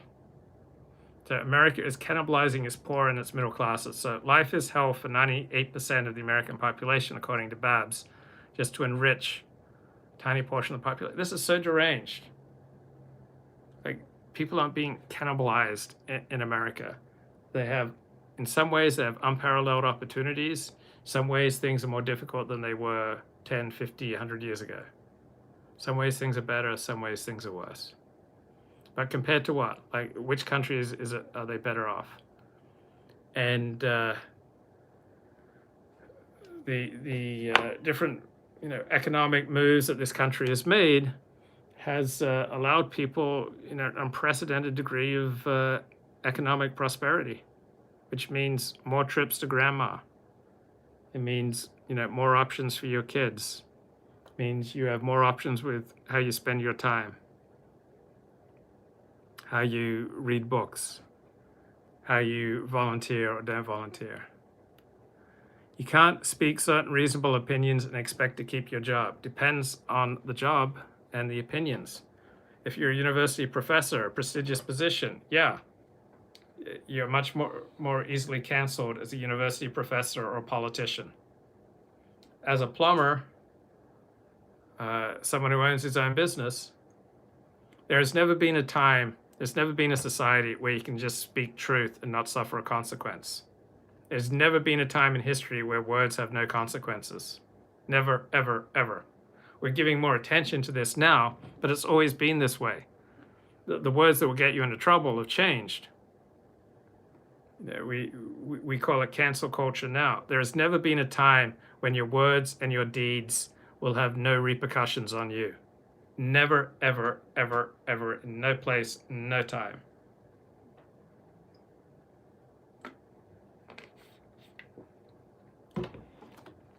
You could also write whatever you wanted to yourself on an empty beach 100 years ago, LOL, says Babs.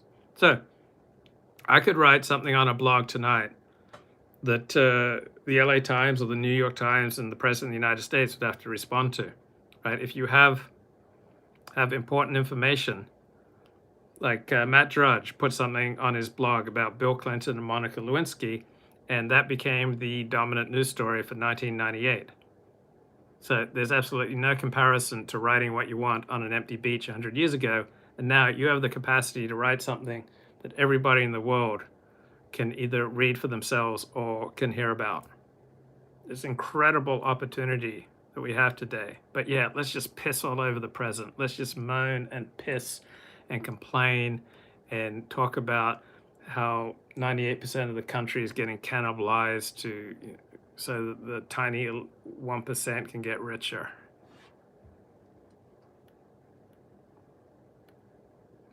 Babs wants to live in a coherent culture. No, he doesn't. There are many coherent cultures in the United States that he could join. Babs chooses not to live in a coherent culture and then rant about it as though that's somebody else's fault. Okay, you can go join a coherent culture right now. You can join the Methodist Church. You can join the Seventh-day Adventist Church. You can join Judaism. You can join Christianity. You can join Islam. You can join Buddhism. You can go live in a coherent culture. You have that freedom. But you choose not to. And then you choose to get angry that you have chosen not to live in a coherent culture. You have so many opportunities to go live in a coherent culture, and you rant and you rave about how you're not living in a coherent culture, and you have every opportunity in the world to go live in a coherent culture. Right? That's what I notice. People rave and rant and fulminate and say, like, we're just living in a hellscape. I hate not living in a coherent culture. You can pick yourself up. You can walk over to this building and you can start joining a coherent culture. You can start making your life in a coherent culture. You can start forming friendships in a coherent culture. You have that opportunity. But guess what? People would rather not live in a coherent culture. People would rather not do something about their problems. People would rather not improve their lives if they had the opportunity instead to piss and moan about how awful things are, right? So many of the people I talk to on here, they'd rather piss and moan about how awful things are than to actually go join a coherent culture, right? Everyone has the opportunity to go join a coherent culture and to build a life in a coherent culture. But better to piss and moan about it. Oh, what I'm saying, Luke, it isn't even about for myself. It's the people I feel obligated to. So anyone can go join a coherent culture in the United States, in Europe, in Australia. Go be part of a coherent culture. Go join Eastern Orthodox Church. Go join a coherent culture. What's keeping you from joining a coherent culture? Oh, I know. If you go join a coherent culture, you won't be able to piss and moan about it online about how you're not part of a coherent culture. Yeah, go open a garden center. Or would you rather just piss and moan and rant and complain online about how you're not part of a coherent culture rather than go down the street and go join a coherent culture?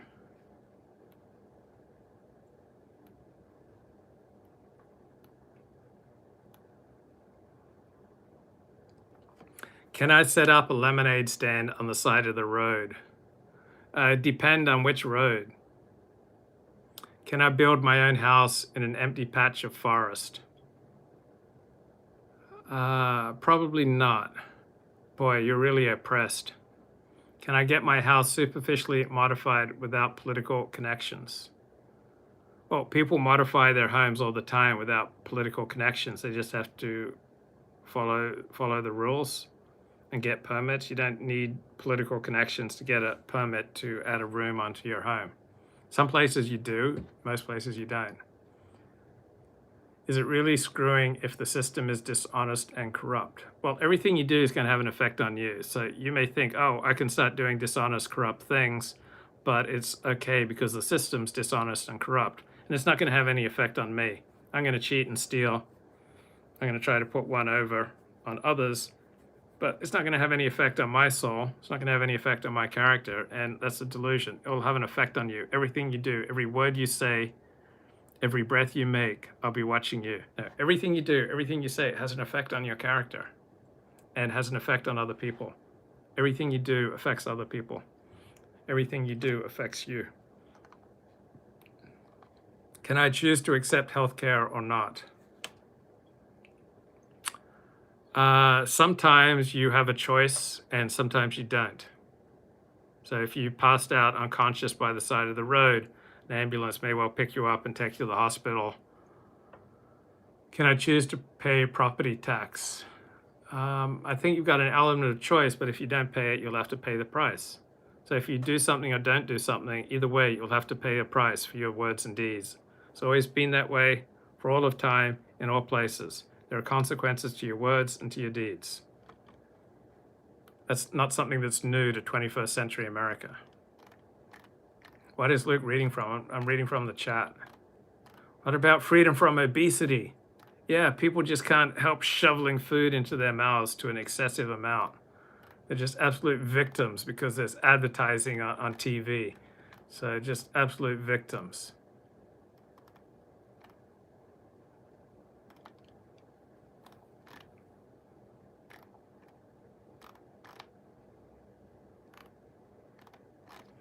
Man, I'm not saying you are literally of the Whig Party, which no longer exists. Stop pretending I'm meaning everything literally to make me look foolish. This is a puerile game. So you said I'm spreading Whig lies, and I've asked you to name one Whig lie that I'm spreading.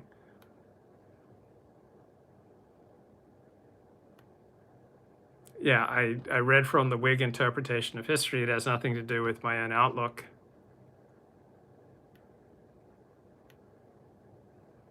Luke is messing with Babs, pretending not to understand the colloquial definition of a Whig after having KMG as his co-host. Okay, what's the colloquial definition of a Whig, and what does that have to do with what I'm saying? So the colloquial definition of a Whig, the Whig theory of history, which KMG was always talking about and Babs is always referencing, has absolutely nothing to do with my own view. I don't believe that history inevitably progresses.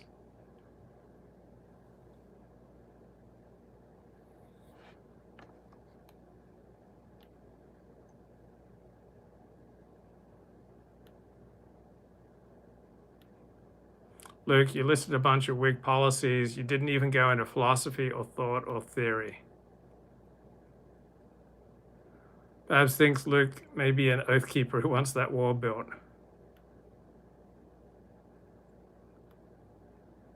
Yeah, there was a British Whig Party and there was an American Whig Party, and there's the Whig interpretation of history, and none of them have anything remotely to do with anything I've been talking about. Your rights in exchange for some more social order. So yeah, sometimes you have to give up liberty in exchange for law and order. Luke, you are making Steven Pinker-esque appeals. I know very little about Steven Pinker.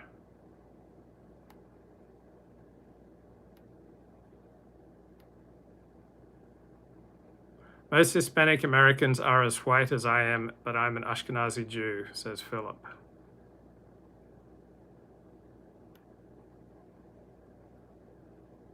According to that German politician, 1/32 of anything is not white. Dicks and pussies tend to commingle regardless of tribal boundaries.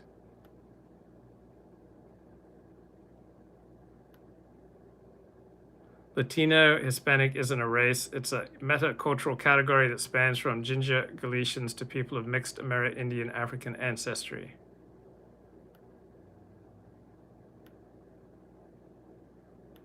You can mix shit and syphilis and end up in between at sympathy.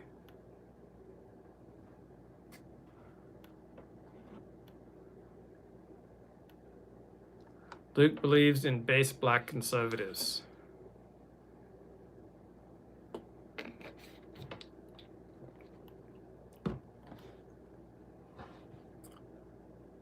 Did you know The Emerging Democratic Majority, written in 2004, was a play on the 1969 classic The Emerging Republican Majority? What about Jews assimilating into the host country?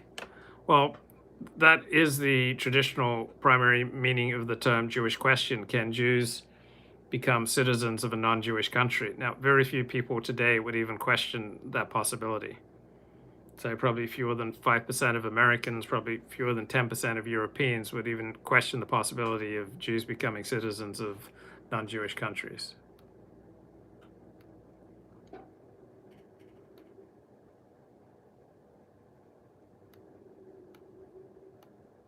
There are still fundamental cultural differences between ethnic whites and WASPs.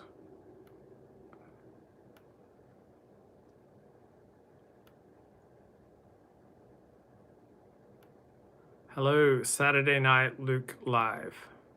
Luke's a key player in the Kaloji plan.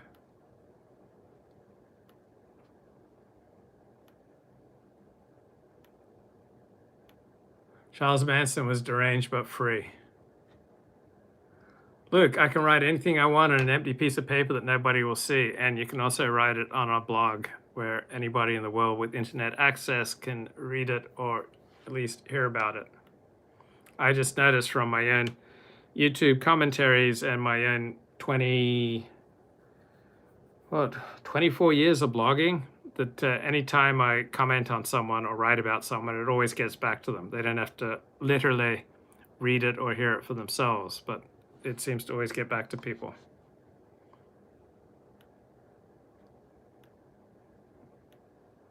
We are more degenerate. That is not a good progression. Yeah, we probably are more sexually degenerate, but some people are. Most Orthodox Jews, for example, are virgins when they get married. So plenty of people are not sexually degenerate. By and large, our elites are not sexually degenerate. By and large, our elites get married and stay married and have kids. We can consume and we can make an individual choices, but we have no freedom to opt out. Opt out of what? Due to the fact that before technology, law enforcement was difficult and costly and unfeasible on present scale.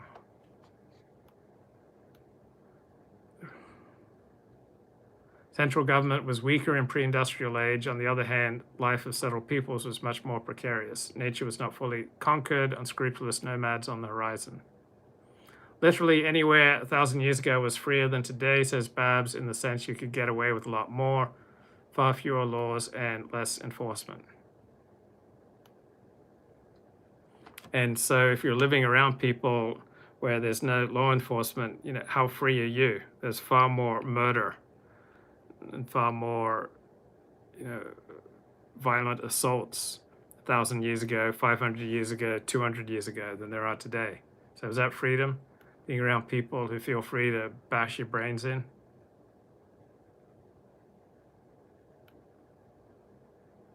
You can't even make jokes about gays anymore. It depends where you are. In the past, you were bound by local and tribal mores, but you weren't as strongly under the jackboot of the Metropolitan Police. Today, you can get choked to death for selling loose cigarettes on a street corner. Freedom. No one has been choked to death for selling loose cigarettes on a street corner. That bloke who got choked to death by police after selling loose cigarettes on a street corner was not choked to death for selling loose cigarettes. He was choked to death for resisting arrest. So don't resist arrest and don't pointlessly piss off people with guns.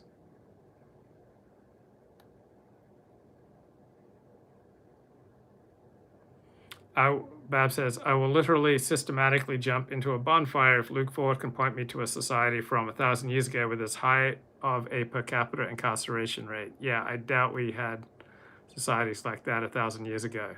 So you're arguing that per capita incarceration is a great measure of freedom? I love high rates of per capita incarceration in the United States. I wish we had double the rate of incarceration, because the more we incarcerate the bad guys, the more free the good guys can to walk down the street.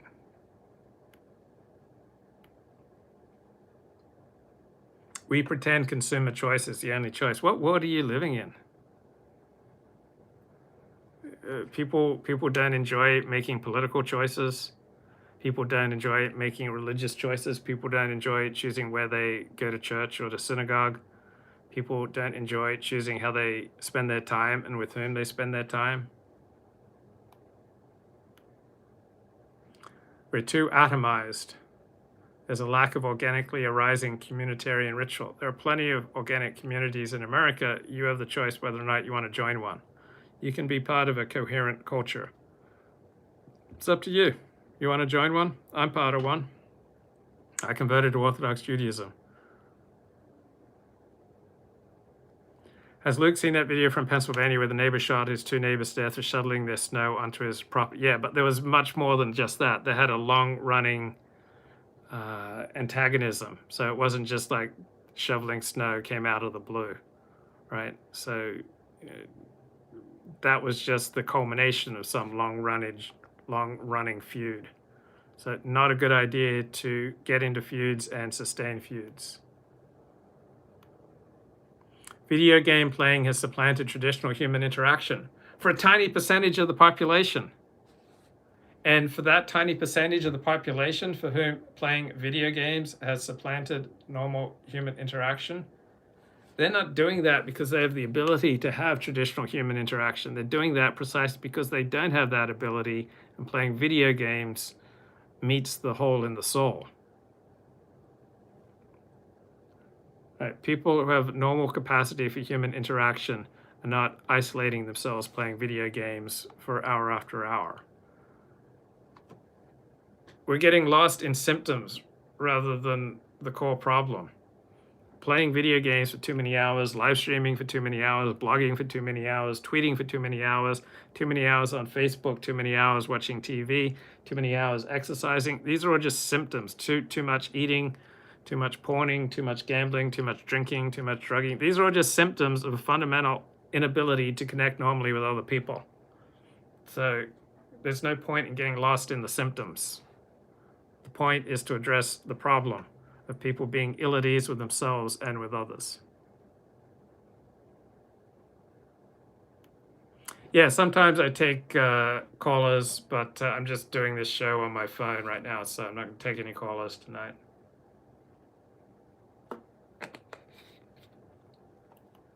It's comical, and frankly, just straight up racist ignorance. You attribute diversity to why social capital has been reduced. Well, facts of life is the more racial diversity, the less social capital. Now, to you, that's racist ignorance, and it's comedy. It's just the truth. So you can name call that all you like, but the inescapable fact is people prefer to spend time around people who are like themselves. People care about people who like themselves. It's inescapable fact of human nature is that statistically speaking, virtually nobody cares about outgroups. Now, you may rant against reality. Reality may piss you off. You can name call reality all you want, but reality is as solid as a policeman's club. All right, you can deny reality. You can live in fantasy world. You can name call reality. You can name call me. Reality is people get along better with people who are like them. And generally speaking, people don't care about strangers. Generally speaking, people don't care about outgroups. The more racial and religious diversity you have, the less social capital you have. Now, that may upset you, and you can call me names for pointing out a basic fact of life. But it doesn't change the basic fact of life, because facts of life are as solid as a policeman's club. There are several much larger reasons for low social capital. No, there aren't. There aren't any larger reasons than similarity and dissimilarity. All right? It's not economic systems. It's not politics. It's not TV. It's not social media. People get along with people who are like themselves. People have a more difficult time getting along with people who are different from them. Universal human nature.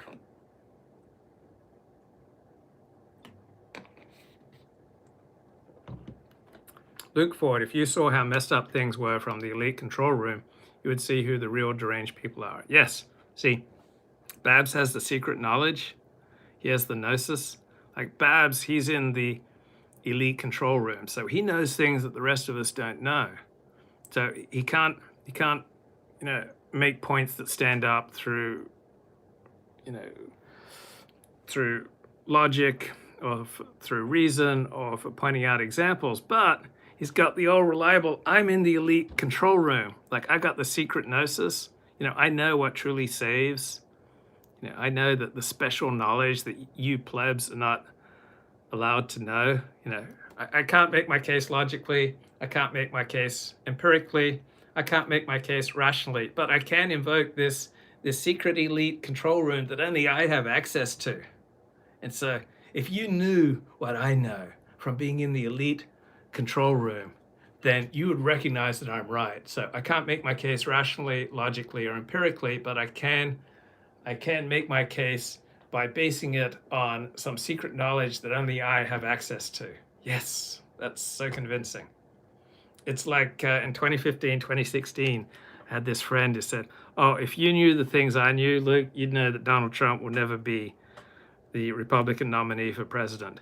Because, I've got friends at Fox News. Like, I know people who are very important. And, like, if you knew what I knew, then you would understand that Trump will never be the Republican nominee. Trump, no way that Trump will be the nominee, let alone president. Because if you knew the things that I know, if you knew the people I know, right? So it's this invoking of this special gnosis. Like, if you'd experienced Jesus Christ as I'd experienced it, Luke, you'd be a Christian. Like, if you'd experienced the beauty of the Quran like I have, Luke, you'd be a Muslim. If you'd been in the elite control room like I have, Luke, then you'd understand that everything I'm saying is right. An immigration moratorium makes sense for economic reasons right now. There are good arguments from a social perspective too, but our decline has much deeper causes. Really deeper than unlimited immigration? Really? Like what? What about freedom from obesity? More people than ever enslaved by obesity. Obesity is just a symptom. If you eat too much, porn too much, gamble too much, drink too much, that's not the problem. Obesity is not the problem. Excessive video game use is not the problem. Excessive TV watching is not the problem. Excessive social media use is not the problem. Excessive drugging is not the problem. Excessive promiscuity is not the problem. These are all just symptoms of people who are disconnected from their best selves and from other people. If you connect normally with other people, all these problems go away. What about freedom from technology addiction? Technology addiction, just a symptom, bro. You're seeing these shadows on the walls, and you're grasping onto these imaginary prison bars, and you can leave the prison anytime you want, right? You're seeing the shadows on the walls, and you think that they're real. They're just shadows on the wall. I'm trying to bring you out of the cave, bro. I'm trying to bring you up out of the cave into the sunlight. But unfortunately, when you bring people out of the cave, what happens when you bring someone out of the cave into the sun if they don't want to be in the sun? Okay? They bite you, right? People who live in caves. Why do people live in caves? What type of people live in caves? Wounded animals. So you try to bring a wounded animal out of his cave where he's so sure that the shadows he sees on the cave are the truth, that this is reality. And you go, oh, come on out of the cave and come into the sun. And what will happen to you every time you do that? They will bite you, right? People who want to be in the cave, you can't help them. Like, people who want to drink themselves to death, you can't help them. People who want to porn themselves to death, you can't help them, right? It's never worth, you can offer someone a hand who's in the cave and say, would you like to come out into the sun? Would you like to become positively visible? And then if they take your hand and then they are willing to work to come out of the cave, and you can give them a map. It's like, okay, this is the way you get out of the cave. You can offer them a map. You can offer them a hand, but never try to bring someone out of the cave against their will, because they will just bite you. Many people are not ready to be positively visible in the world. Many people prefer to live in anger and rage and ranting and mistaking shadows on the cave for reality. And there's nothing you can do until they want to get help. Then once they want to get help, you can offer them a map to to get out of the cave and into the sunlight of the spirit.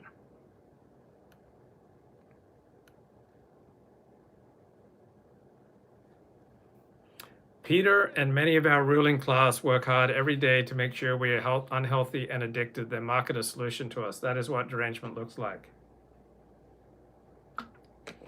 Guess what? Nobody can make you unhealthy. Nobody can make you addicted.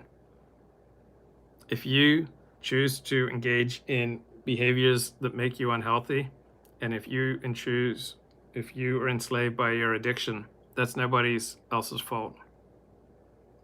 But I know it's very emotionally, it's copium and hopium. Like, oh, it's someone else's fault. They've enslaved me to technology. I don't want any responsibility. It's always everyone else's fault.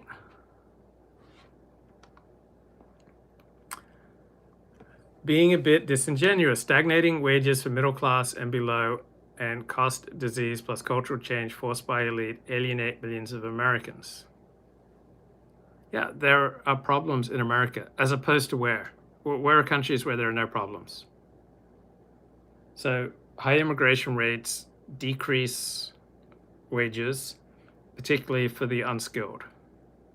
So we've made economic changes that have created winners and losers.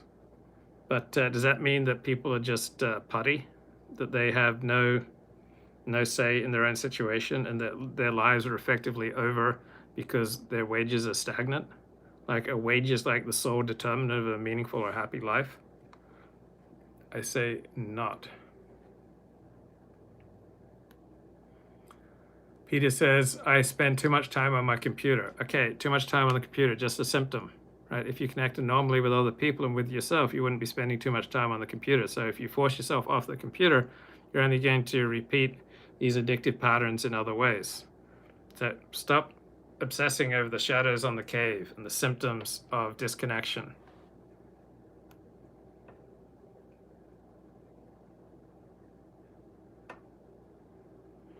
Oh, Bab says, not if you're on the 5 millionth page of Google because the algorithm got tweaked. Nobody reads solo HTML sites. Network effects, brah. Well, Drudge Report was solo HTML sites. It just kills Babs that he has the capability of sharing a message with the world. He has the capability of being positively visible in the world, but instead he wants to stay in the cave and believe that the shadows on the cave are the true reality and that everybody's enslaved. Not him, of course. He's not enslaved, right? He just feels bad on behalf of the great mass who are enslaved by social media and technology. And Babs is too smart to be enslaved by technology. He can see through the crafty elite, but the regular people, they just get enslaved by Facebook and YouTube and social media and big business and our elite. It's not bad. It's like he's in the elite control room. He's got access to the secret knowledge.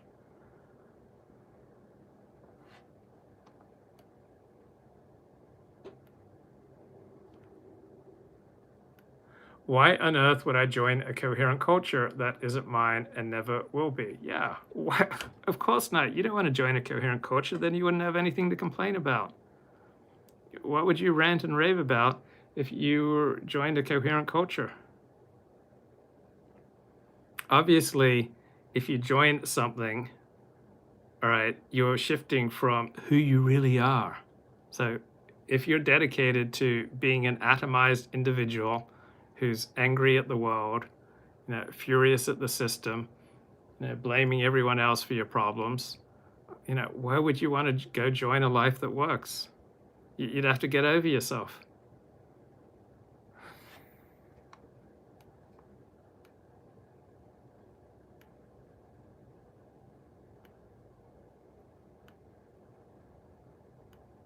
Yeah, Luke thinks Babs needs some sort of conservatorship. I'm improving my life just fine. My life is awesome. What's wrong with me pointing out what's wrong with society and actively getting worse? Yeah, right. I'm so devoted to pissing and moaning online. Why do I spend 99 of my cent time having a normal life in real life, not posting and moaning online? I have no idea.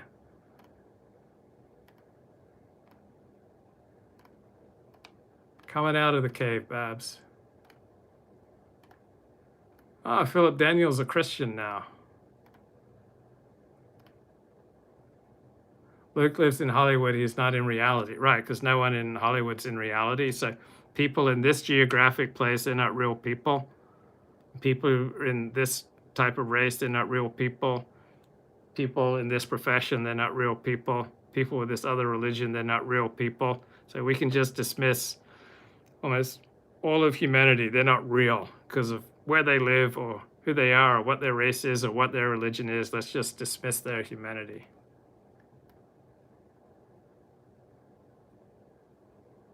Oh, technology and how society is shaped is substantially more to atomize people than the swarthy foreigner who just moved down the block. Yeah, technology is isolating people because Babs believes in the zombie bite theory of information. There's like technology out there and just bites you and atomizes you. See, I don't believe in that. I don't believe that people evolve to be gullible. I don't believe that Twitter comes along and just atomizes people. People get atomized because they're disconnected from themselves, from their best selves, and from other people. And the path back is not social change or technological change. The path back is a spiritual one. But people would rather do anything than do the spiritual work to become whole, because that involves a painful confrontation with one's own moral inventory. And people would rather do anything than take their own moral inventory.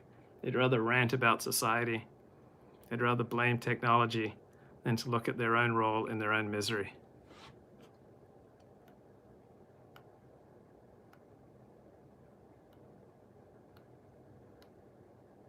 Luke does not see what happens out here to the common man, especially to lower income people. Luke is admitting that he's part of the elite.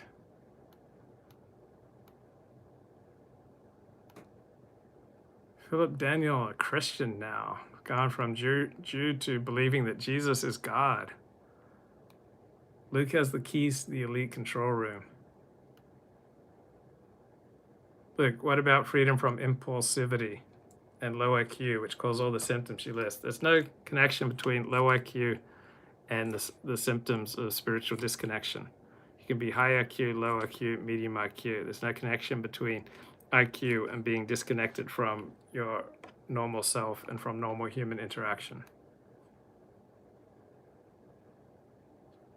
This self-help bootstrap stuff is hackneyed, fam. Yes. Yes, like who wants to do a moral inventory? Let's just get obsessed with society. Let's not look at ourselves. Let's not look about how we get in our own way. Let's not think about how we unnecessarily hurt other people. Let's not look at the vast trail of wreckage that we've left behind us. Right? Let's not be accountable, right? Let's not think about how we've hurt innocent people. Let's distract ourselves we'll show how moral we are by complaining about how society is structured. We'll show what good people we are by complaining about social media atomizing people. We'll show what good people we are by advocating for $2,000 COVID checks. Much better than taking responsibility for how we've treated others. Much better than doing a painful moral inventory. Much better than looking at the causes of our pointless anger and rage and frustration. Let's just live in a world of delusion. Let's not concern ourselves with how we treated our parents, how we treated our teachers, how we treated our employees, how we treated our friends, how we treated strangers, how we treated co-workers, how we treated exes, right? Let's not look at the ways that we relate to other people. Let's not think about all the mess that we've created in our lives or the needless destruction. No, let's just rant about changing the economic system, because we can't do anything about changing the economic system. We can change ourselves. We can make amends for the horrible ways that we've treated other people. But let's not look at that. Let's just stay in a world of delusion. Let's rant about the economic system.